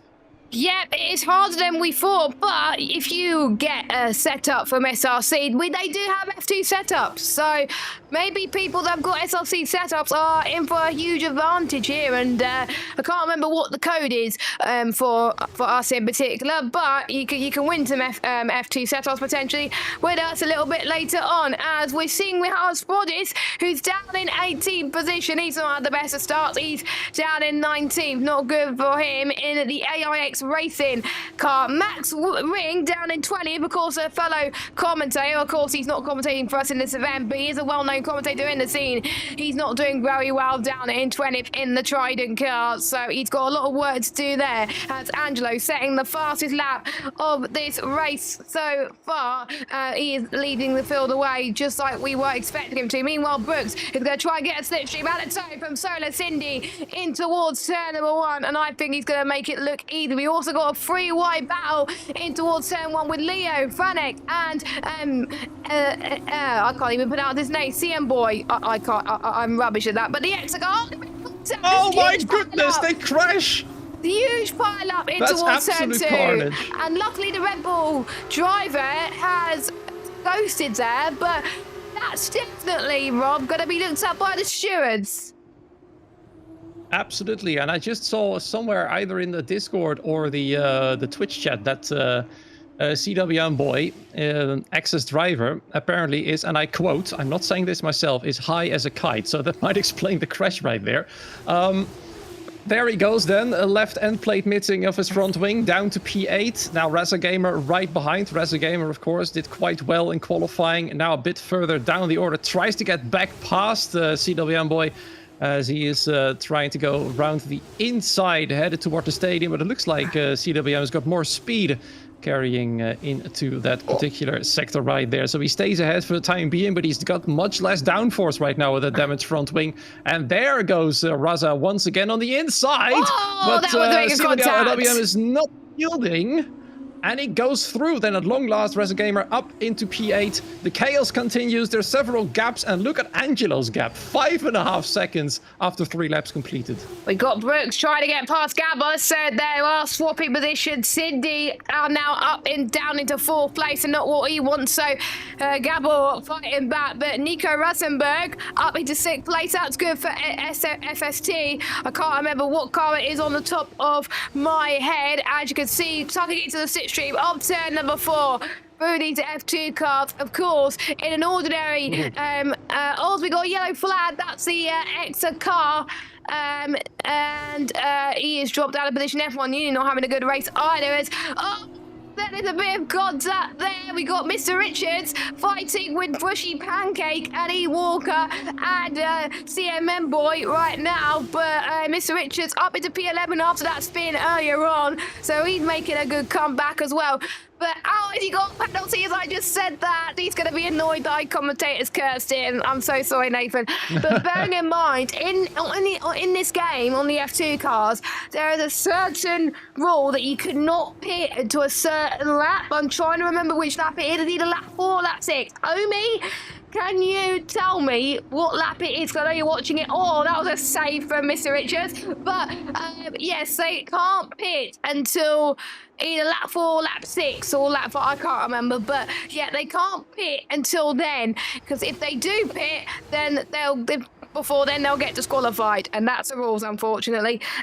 It's lap 6, 100% lap 3. Okay, thank you very much, everyone had it. You probably know more than me in these F2 cars, but yeah, they have to pit at the end of lap 3. If they pit before, then they will, and they do not pit, they will get disqualified, as Sonic has just got a warning there. There's so much chaos happening in the opening few laps. This is unbelievable. It's like watching a match of Counter-Strike, but then with cars.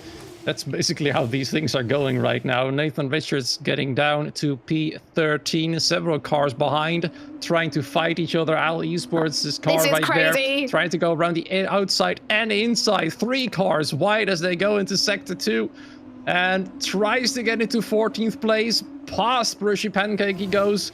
Up into P14, now right behind Nathan Richards, but Brushy Pancake tries to get back at him. Immediately gets Thomas Reed around him for P15. This is for a tiny bit of points, yet they're fighting as if they're trying to battle for the win. Up ahead, I think there's several other battles happening. Reza Gamer and Leo, for example, going side by side into the stadium, and contact there because somebody else decided to get involved. I believe that Sonic. Was El Ninor. Was it? Yes, it was. Dropping down the order fast now. Cars there coming into the pit lane early. Cars off the track. There's so much going on. I've got no clue where to look at the moment. Cars are going flying at the moment. And by the way, thank you, Creative Series, earlier on for the raid. We completely missed that, but we do apologise. Thank you so much. As we've got the Williams car of Solo Cindy into the pit lane, then on to a set of the, looks like the soft compound of tyres. Yes, it is a soft compound of tyres. So yes, F2 cars bring chaos. I remember racing in them in I think on F123, and it was a lot of fun, but they could be so slidey and understeery. That's the characteristics of it, and it's a lot harder on these last few F1 games as well. So you just got to be just so delicate on the throttle a bit more, and the steering has got to be a bit more smoother. You can't be as aggressive as you can on the F1 cars, and I believe F2 doesn't have any power steering in real life, so that's going to make things even more difficult. Now, thank you so much, everybody, for those of you that have donated so far. We're on £1,030. I don't know what the next goal is going to be. I know that Rob wants to go and race in VR at some point, so we'll try and pick a milestone for that. Max Ringers was in last, now went up to 16th now dropped down into 17th in the Trident car.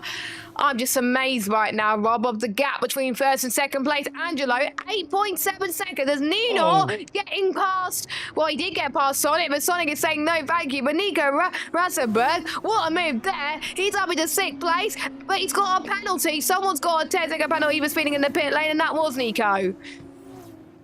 Yeah, well, Nino basically flew past in the stadium and then got overtaken immediately after going way too wide, just drifting through the corners right there on his old super soft tires. Looks like opinions on when to pit differ quite a lot among the drivers. A lot of them are pitting now. Some of them are pitted a bit earlier than that. It's a bit of a gamble there, which strategy you actually do prefer, as El Nino now gets a penalty for going a little bit too wide. Already 5 drivers at the moment, as far as I can see, with a penalty. And Brooks, Rasa Gamer going side by side. Another car ahead, going quite slow. That is Leo, I think, having a bit of a moment. And now 3 cars are fighting one another for the final podium place. Leo versus Rasa versus Brooks. All 3 of them on the super soft tires, yet to pit. It looks like for now, though, Leo is winning out. 3 seconds behind Gabor at the moment. The other 2 will have to sit back and wait a little bit longer to make another move. But this could literally happen at any time, as we've seen a lot of cars spinning. For example, E-Walker now dropping down the order as he's had a bit of a moment, now down to 10th position.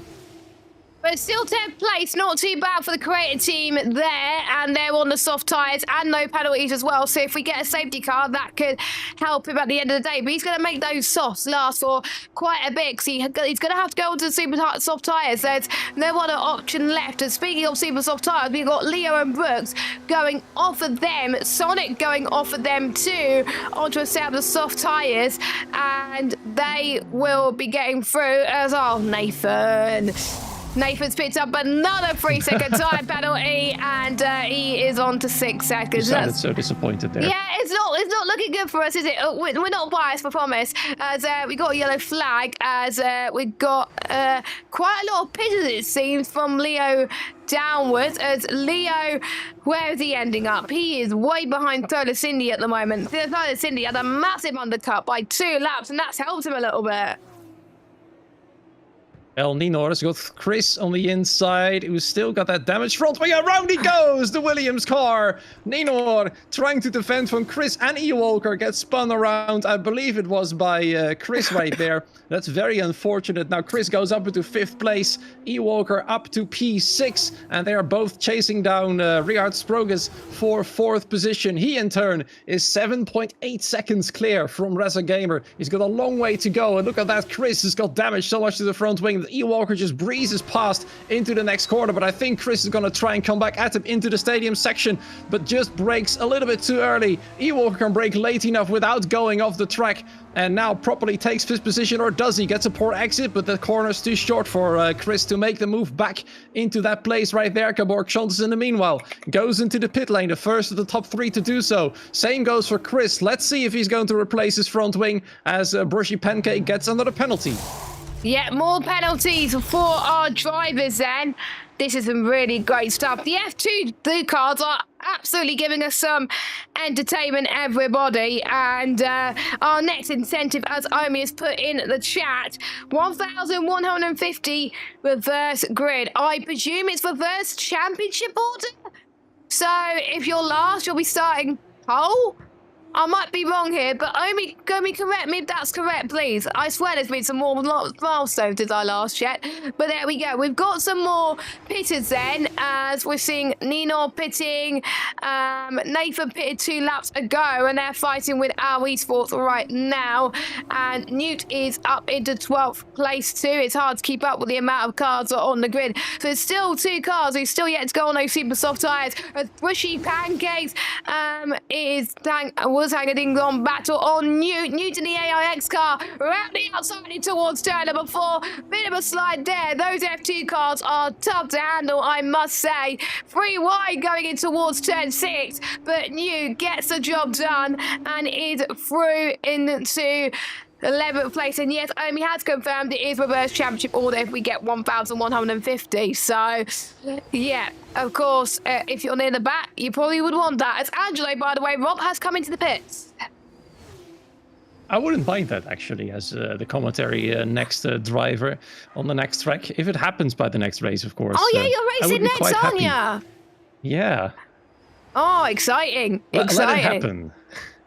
Yeah, that means I think I'm kind of glad we got F2 cars here because we got a nice bit of a gap between the next lot of races, so that kind of helps you a little bit in a way. But anyway, on lap 10, we're pretty much half raced this. For those of you that are watching, welcome to the 24 hours of for mental health, raising money for Mind and charity. We've got Nathan Richards wearing a wig right now whilst racing. Omi's wearing a wig right now, and we've got Momo, whose team is competing in the 24 hours, and Momo is wearing a maid suit. So that is all done because of all your donations. So thank you very much. If you want to check the next lot of milestones, please by clicking the donation link, which you can scan the QR code or do exclamation mark donate as Walker's had a spin, Rob.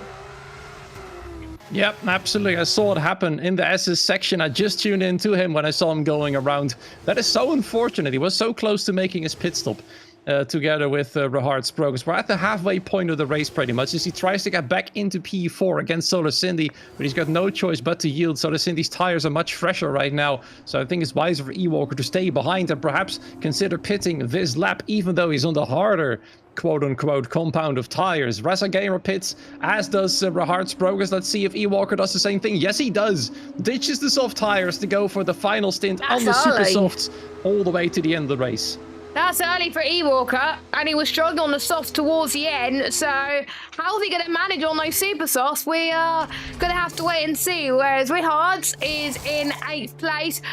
Obviously, the F2 pit stops, they take a while, so if you're wondering, oh, that's a slow pit stop, it's not. It's because the F2, they're only allowed to put one wheel on at a time. That's what the F2 cars are about, of course, and that's why they take a bit longer. As Newt, on the other hand, passes Al's Esports. Al's Esports doing a great job. They're on for their best result in the 24 hours, I believe, but I might be wrong that they did get a decent result in Bahrain as well. They had a decent result in Kota, of course, but I'm just trying to remember where they finished in Bahrain, but they're racing of course, in a stadium. They've got an esports facility at the Sheffield Wednesday Stadium, and it looks very cool. You can check out their stream as well if you want to see them while they are racing, as more corner cutting penalties from our race leader, as he's on 2 warnings at the moment. If he gets one more, he gets a penalty, and I believe, was that one? No, I thought it was from him then. I was panicking then. It wasn't. It's for Sonic.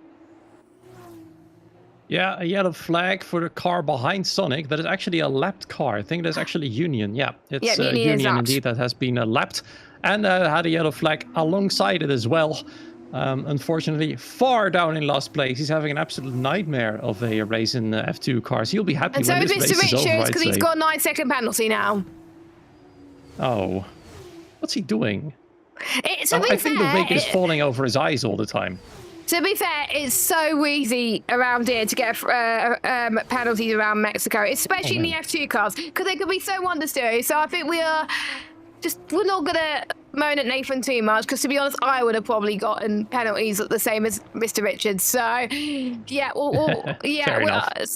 I'm still disappointed, but I potentially would have done the same. But Leo's had a bit of understeer moment as we enter turn 6, and that's not going to help him. But the most important thing, he's got no penalties. So as it stands, he'll be in P4, but he would definitely want to get past Brooks on the track as we make our way through turns 8 and 9 through the acid. It's hard at the worst of times in an F1 car, but in the F2 car, that's even more trickier at the moment. And I wouldn't be able to keep it clean. Fair play to the ones who have got no penalties so far. You can tell who wanted the F2 cars and who didn't. Yeah, well, I think actually Angelo himself wasn't too happy about it, but there he is. I think he's happy now. 10.5 seconds in front of the entire field as Gabor is about to get past Solar Cindy. While there's another tiny yellow flag. There is Gabor Xontas on the main straight. Rear wing open because, F2 cars do have DRS. Thankfully for that, as he goes into 2nd place. He will try to chase down Angelo for the lead, but these tires are 1 lap older, and I really don't think he's up to the speed that Angelo has in these cars, as Solar and Brooks will try to get back at him, and Leo as well, perhaps, for that 2nd position. Yeah, second position is what Solar Cindy and Brooks are aiming for. Same for Leo too. And Brooks wants to get rid of that deficit as much as he possibly can. And remember, we got the donation goal 1,150 for the reverse championship order, as Nathan picks up another penalty. So I will go through the next lot of milestones then. The next lot of milestones actually is 1,250 as well. 2 hour, 1 hour coaching with SRC. So if you want to win that, then make sure that you get donating to 1,250. It's amazing on how much we've reached so far, as we've got a yellow flag. Nathan's around. Nathan is around in turn 13. And he's got grass on his tyres. That's not looking good. And of course, we don't have fastest lap points. So he's got front wing damage as well. 33% on the front left. If you're wondering how I could tell, I got SimHub on. So there we go. But yeah, he's got front wing damage. So he's gonna go into the pits. He's got no choice. He might as well indeed go for that fastest lap points because he's got one of the oldest tires of the entire field. That doesn't really work either. So there's no fastest lap point in this 24-hour round. Okay. Never mind. Scratch that.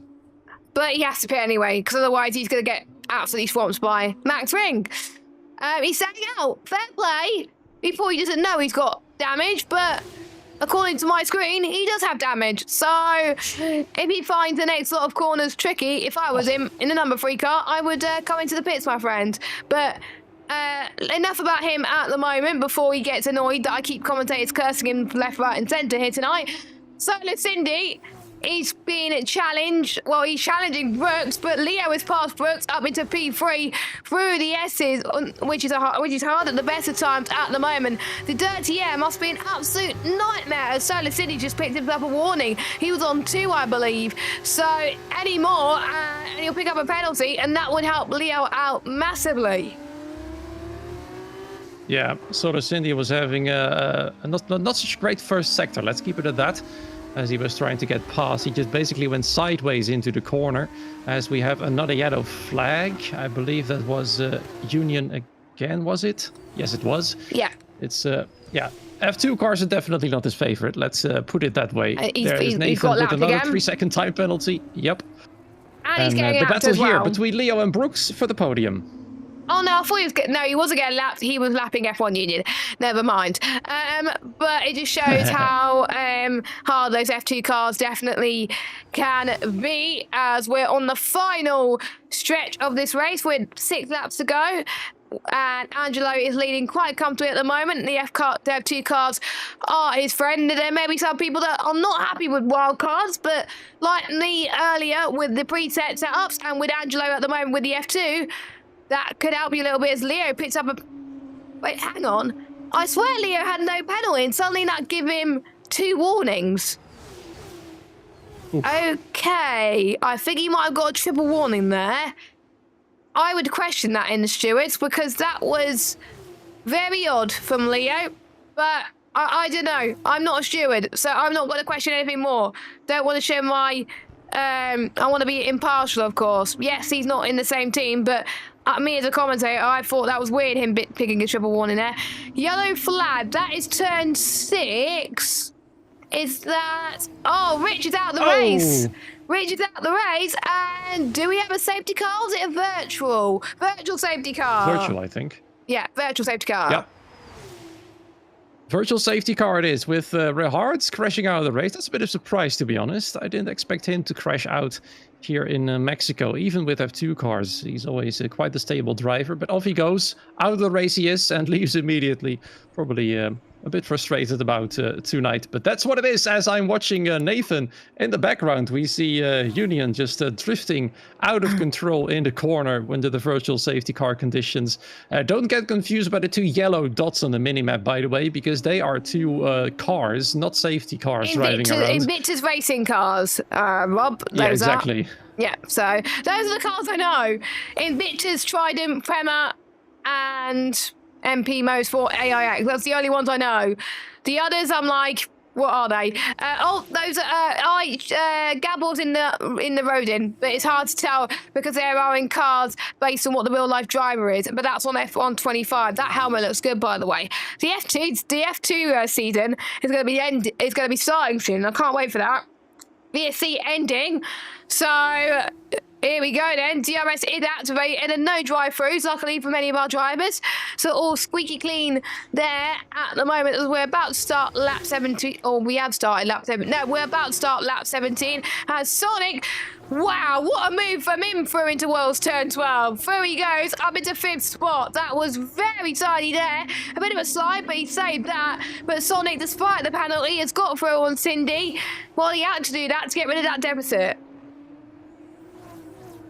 It's quite a hectic battle still for that last podium place, isn't it? They're all so close together for that battle. Brooks now trying to get past Leo again for that position. They both have a penalty, so they're pretty much at equal ground right now, unless, as you said, Leo can do something about the penalty. In the background, we see Solar Cindy get past Sonic once again. At the same time, Reza Gamer goes for the move, but Sonic really doesn't want that to happen, but he's got no DRS still. The both of them will have DRS, and I think for now it's probably wiser if Sonic settles for 7th and then tries again on the next straight, because we're reaching the last bit of the race. We've got more yellow flags, and that was F1 Union, I think, again. So he's not having a good race, is he? But to be fair, if you finish, you score points. So just keep it there, my friend. You're going to help your team if you stay out and he goes into the pits. But if he does retire from the pits, you'll get -5 points, which is not what anybody wants, because everyone is encouraged to win. Not win. Well, you want to win, but you want to they want to be encouraged to finish the race to get some points, because 1 point can make all the difference. I've just seen how many warnings Nathan has got, by the way. 17 warnings. How many is it more before you get disqualified, by the way? I have no idea. Anyway, Leo's just got past Brooks in towards the stadium section, and he's through. Nathan's had a spin, I think. Yes, he has. Nathan's had a spin and going through turn 7. He's not liking these F2 cars, he is wanting he wanted the F1 cars, but at least when he races Canada earlier, he can race in the F1 cars. Yep, he can't wait for this race to be over. But you know, that's what is, like I said, the nature of a 24-hour charity is that there's going to be wild cards. And sometimes they work out in your favor, sometimes they just don't. And this is not in the favor of many drivers, I'd say. No, but it's working well for some teams. It's working well for Owls Esports, at least. Yes, they're going to be dropping down the field due to their penalties, but they're going to be in P10. And because not many drivers are racing F2 cars, this brings Owls Esports into a really good playing field right now, and fair play to them. They're probably loving this right now as they try and get used to this track, so fair play to them. We're about to start lap 19 and 20. The closest battle we're seeing on track is Rather Gamer versus Sonic. Rather could try and go for ascend again in towards turn 12, doesn't quite do it. This is going to be tricky, and the camera angle is absolutely rubbish. Game, there we go. As Rather Gamer, I think, has to stay ahead behind for now of Sonic, but he's got a good exit. It's the final corner. No ERS, of course, because there are F2 cars at the end of the day. He's going to be trying to get the slipstream from Brooks. Can't quite do it. Sonic shuts the door, and Rather Gamer stays behind, but Sonic looks like he's going to try and get past the Rodin Motorsport car of Brooks. If they made a bit of contact, that's going to allow the Gamer to sneak past them both. Rather could get double overtake here in towards turn 3. We'll see if he can do it. Oh, this is going to be so tight once more as we see Rather almost get past the both of them, but Sonic is up into 4th place. It would have been nice if Rather would have done a double overtake, to be fair, but that didn't work. Yeah, Raza is the only driver in that tiny group with the 6 seconds of penalties. The other two have got 3 seconds. Solar Cindy and Thomas Reed can basically just hang on in the back of this group and still get a podium in 4th place. Another penalty for Mr. Richards. Yeah, that's 21 seconds now. He's getting closer and closer to disqualification, I think. Actually, no, he's not going to be last because he's not lapped. Never mind. But it doesn't matter because he's 18th anyway. But we're on the final lap of this race as we are about to, well, have Angelo. He's absolutely dominating this race. He's led from start to finish, started the race from pole, as Solar Cindy has had a spin in the stadium section at turn 14. Aww. He was running so well, but unfortunately with him being on those tyres from pretty much the majority of this race, more than anybody, those tyres are definitely hurting him. I'm looking at his tyres, by the way, 63% on the rear left. That's absolutely cooked, those tyres. Meanwhile, Rather Gamer round the outside into turn number 1. It helped with the ghosting of the lapped car, but Rather Gamer, through he goes up into 4th place. Not sure if it's going to mean anything due to penalties. I'm not going to look at penalties. We're going to see if how that changes everything in just a moment. Sonic's not going to give up, though, without a fight through turn number 4. As Leo's picked himself another 3-second penalty. That puts him up to 6 seconds. That's going to help Rather Gamer up massively if he gains 4 steps on Leo this lap, as we've got Angelo exiting the stadium section. He has been faultless for start to finish. He almost lost it there, which would have been a disaster if that was the case, but through goes Angelo. He wins in Mexico. Another strong performance here for him. There was a bit of a moment for Solar City again, as New almost got past him at the moment, but Gabor gets passed through into second. Leo going to the final corner. He's going to pick up loads of penalties. Nathan Richards finishes the lap down. He's finishing on, mate, too many penalties to name. Leo in third, Rather fourth, Sonic fourth now. There's lots of order changes due to time penalties, it looks like. Thomas Reed now goes into fifth, Rather sixth. Is it going to be a drag race across the line with Solar Cindy and Newt? No, Solar Cindy goes seventh. Newt eighth. Al's Esports jumps up to ninth, so they got less penalties. So I believe that's their best result. Fair play to the Sheffield Wednesday Esports squad, as Exa finishes 13th, and we're just waiting for Nico Rassenberg. Not a good race for him. Max Ring and E-Walker and Bushy Pancakes across the line. And of course we've had 2 retirements. No safety cars though. It's a fair play. Yeah, just one virtual after the crash of Rehards. But that's it really. Despite all the chaos and the difficulty that the drivers were experiencing, a relatively safety car free-ish race, I have to say. I think incident-wise, a lot of things happened, but I don't think any of these incidents are steward-worthy, because that's just the nature of this race with the difficulties and stuff.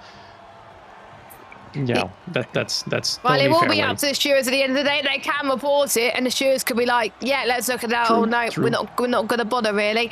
So we'll go through your results then on your screen. E-Walker getting cleanest driver there for the creator team, so he'll be happy with that. Driver of the day going Mr. Thomas Reed in game. Fastest lap goes to Gabble, but that doesn't mean anything because there's no points. And race winner going to Angelo. And here we go then. So your race results then, I need to get this up on my screen so we get the race gaps. So Angelo wins from Gabble second, Leo third, Sonic fourth, Thomas Reed fifth, Radler sixth, Solar seventh, Newt eighth, the Aldi Sports squad in 9th and Franic in 10th. We got Nino, Brooks, CWM Boy, Nico, E-Walker, Max Ring, Bushy Pancakes, and last on the lead lap. Nathan Richards a lap down on 24 seconds of penalties. Bushy Pancakes on 19.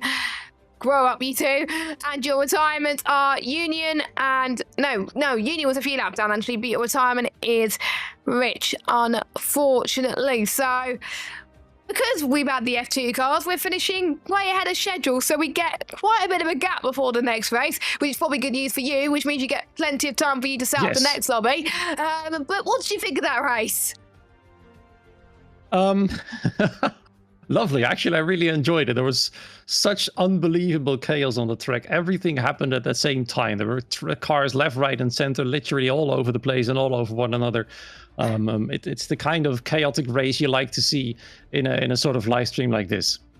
Yeah, it was chaotic. I always loved commentating on F2 cars. I remember commentating on a few series there and there, and it was just honestly So much fun. I wish there was another wildcard option for the F2s because hopefully they'll bring it back next year, but there we go. So that is it then for the F2 cars, and we're going to go back to F1 cars. You'll be pleased to know for some of our drivers. But up next, I'm trying to figure out, it's round number 9, which you are racing, I believe, for our team. It is the Miami Grand Prix at 20 past 10, so we get a bit of a half-an-hour break, which is quite nice, which means more time to set up the lobby. Your commentators for that one will be Alex Bagnall and Corey. I think that is it. I might be wrong, but they might have switched whilst we were talking. But we know Corey's at least commentating, but we don't know who the streamer is. But they'll be joining you on your screens next. Rob will be racing. I'll be trying to have a nap for the next few hours before I race in Monza. But anyway, thanks for watching. We will let Rob go and set up the lobby. And we will see you in half an hour for the Miami Grand Prix in the F1 cars. But whilst we wait, let's have a quick word from Mind UK as to why we're here. The first question is, what's it like being a friend of someone with mental illness? I don't know. I don't think of it like that because I just think of you as a mate. So it doesn't. I guess I don't think of you like that. So I got made redundant, and it really hit me. I just used to just lie in bed and just used to get depressed, overeat, waste money, and then COVID came, and that's when I decided that, you know, the way out was to attempt suicide. I got admitted into Ealing Hospital. The ward staff were wonderful. The on-duty psychiatrist came to see me. And he said, have you ever reached out to, you know, local community mental health teams or talking therapies? I said, I don't know what you're talking about. I don't know what this stuff is. He said, well, we're gonna help you now. And for the next 3 months, the community health teams, they'd come to see me 2-3 times a week at home, see I was taking my medication, give me support. And then after that, said, okay, we need to start talking about long-term treatment. Belonging is something that I've realized is essential. Not easy to find that. But I've found it now in a few different ways. I run the LinkedIn Star Wars fans group now, and people seem to enjoy it. So who knows where that might lead us in the future. maybe we should have practiced this more.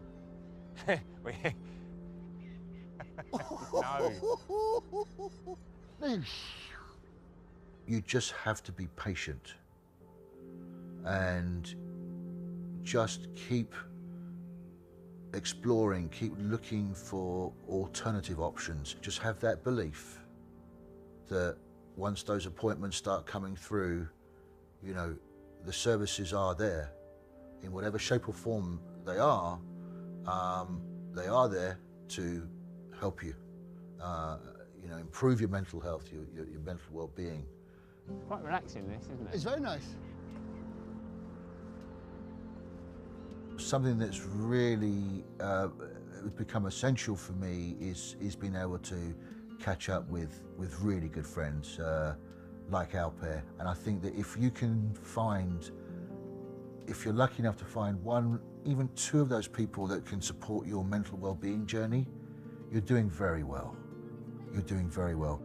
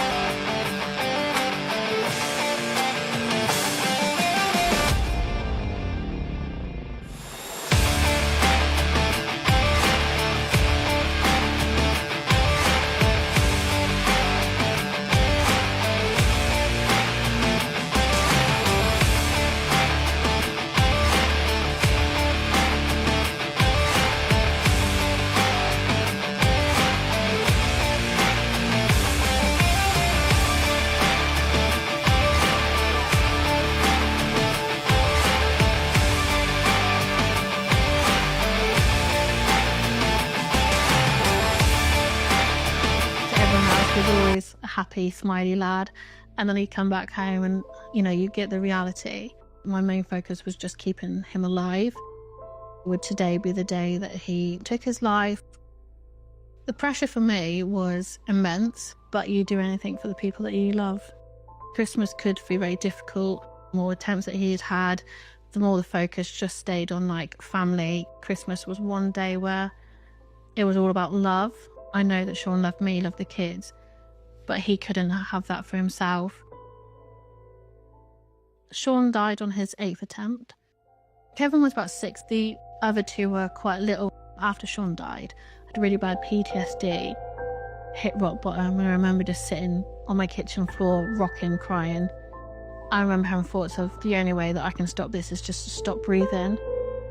I never actually want to like die. I just want the situation that I'm in to end. It did prompt me to get my own support.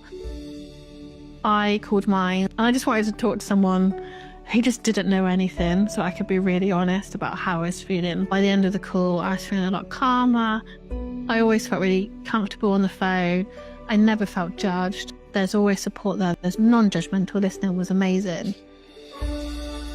I think through everything that I've gone through, my biggest mantra is just to talk. I know firsthand what it's like to paint on that smile, pretend like everything's fine, but actually you're in a room full of people and you feel so isolated. Mine offers so many different services to help people feel less alone. It's okay to feel all the emotions, and just because one day you might feel okay, that doesn't mean you didn't love them. And it's also equally okay to feel anger or feel relief or anything. It's just honouring how you feel and knowing that that is okay. I know that I can go to the info line, I can go to their website and I can find support. For us now, Christmas is fun and family. No matter what, we will remember Sean. Support Mind this Christmas.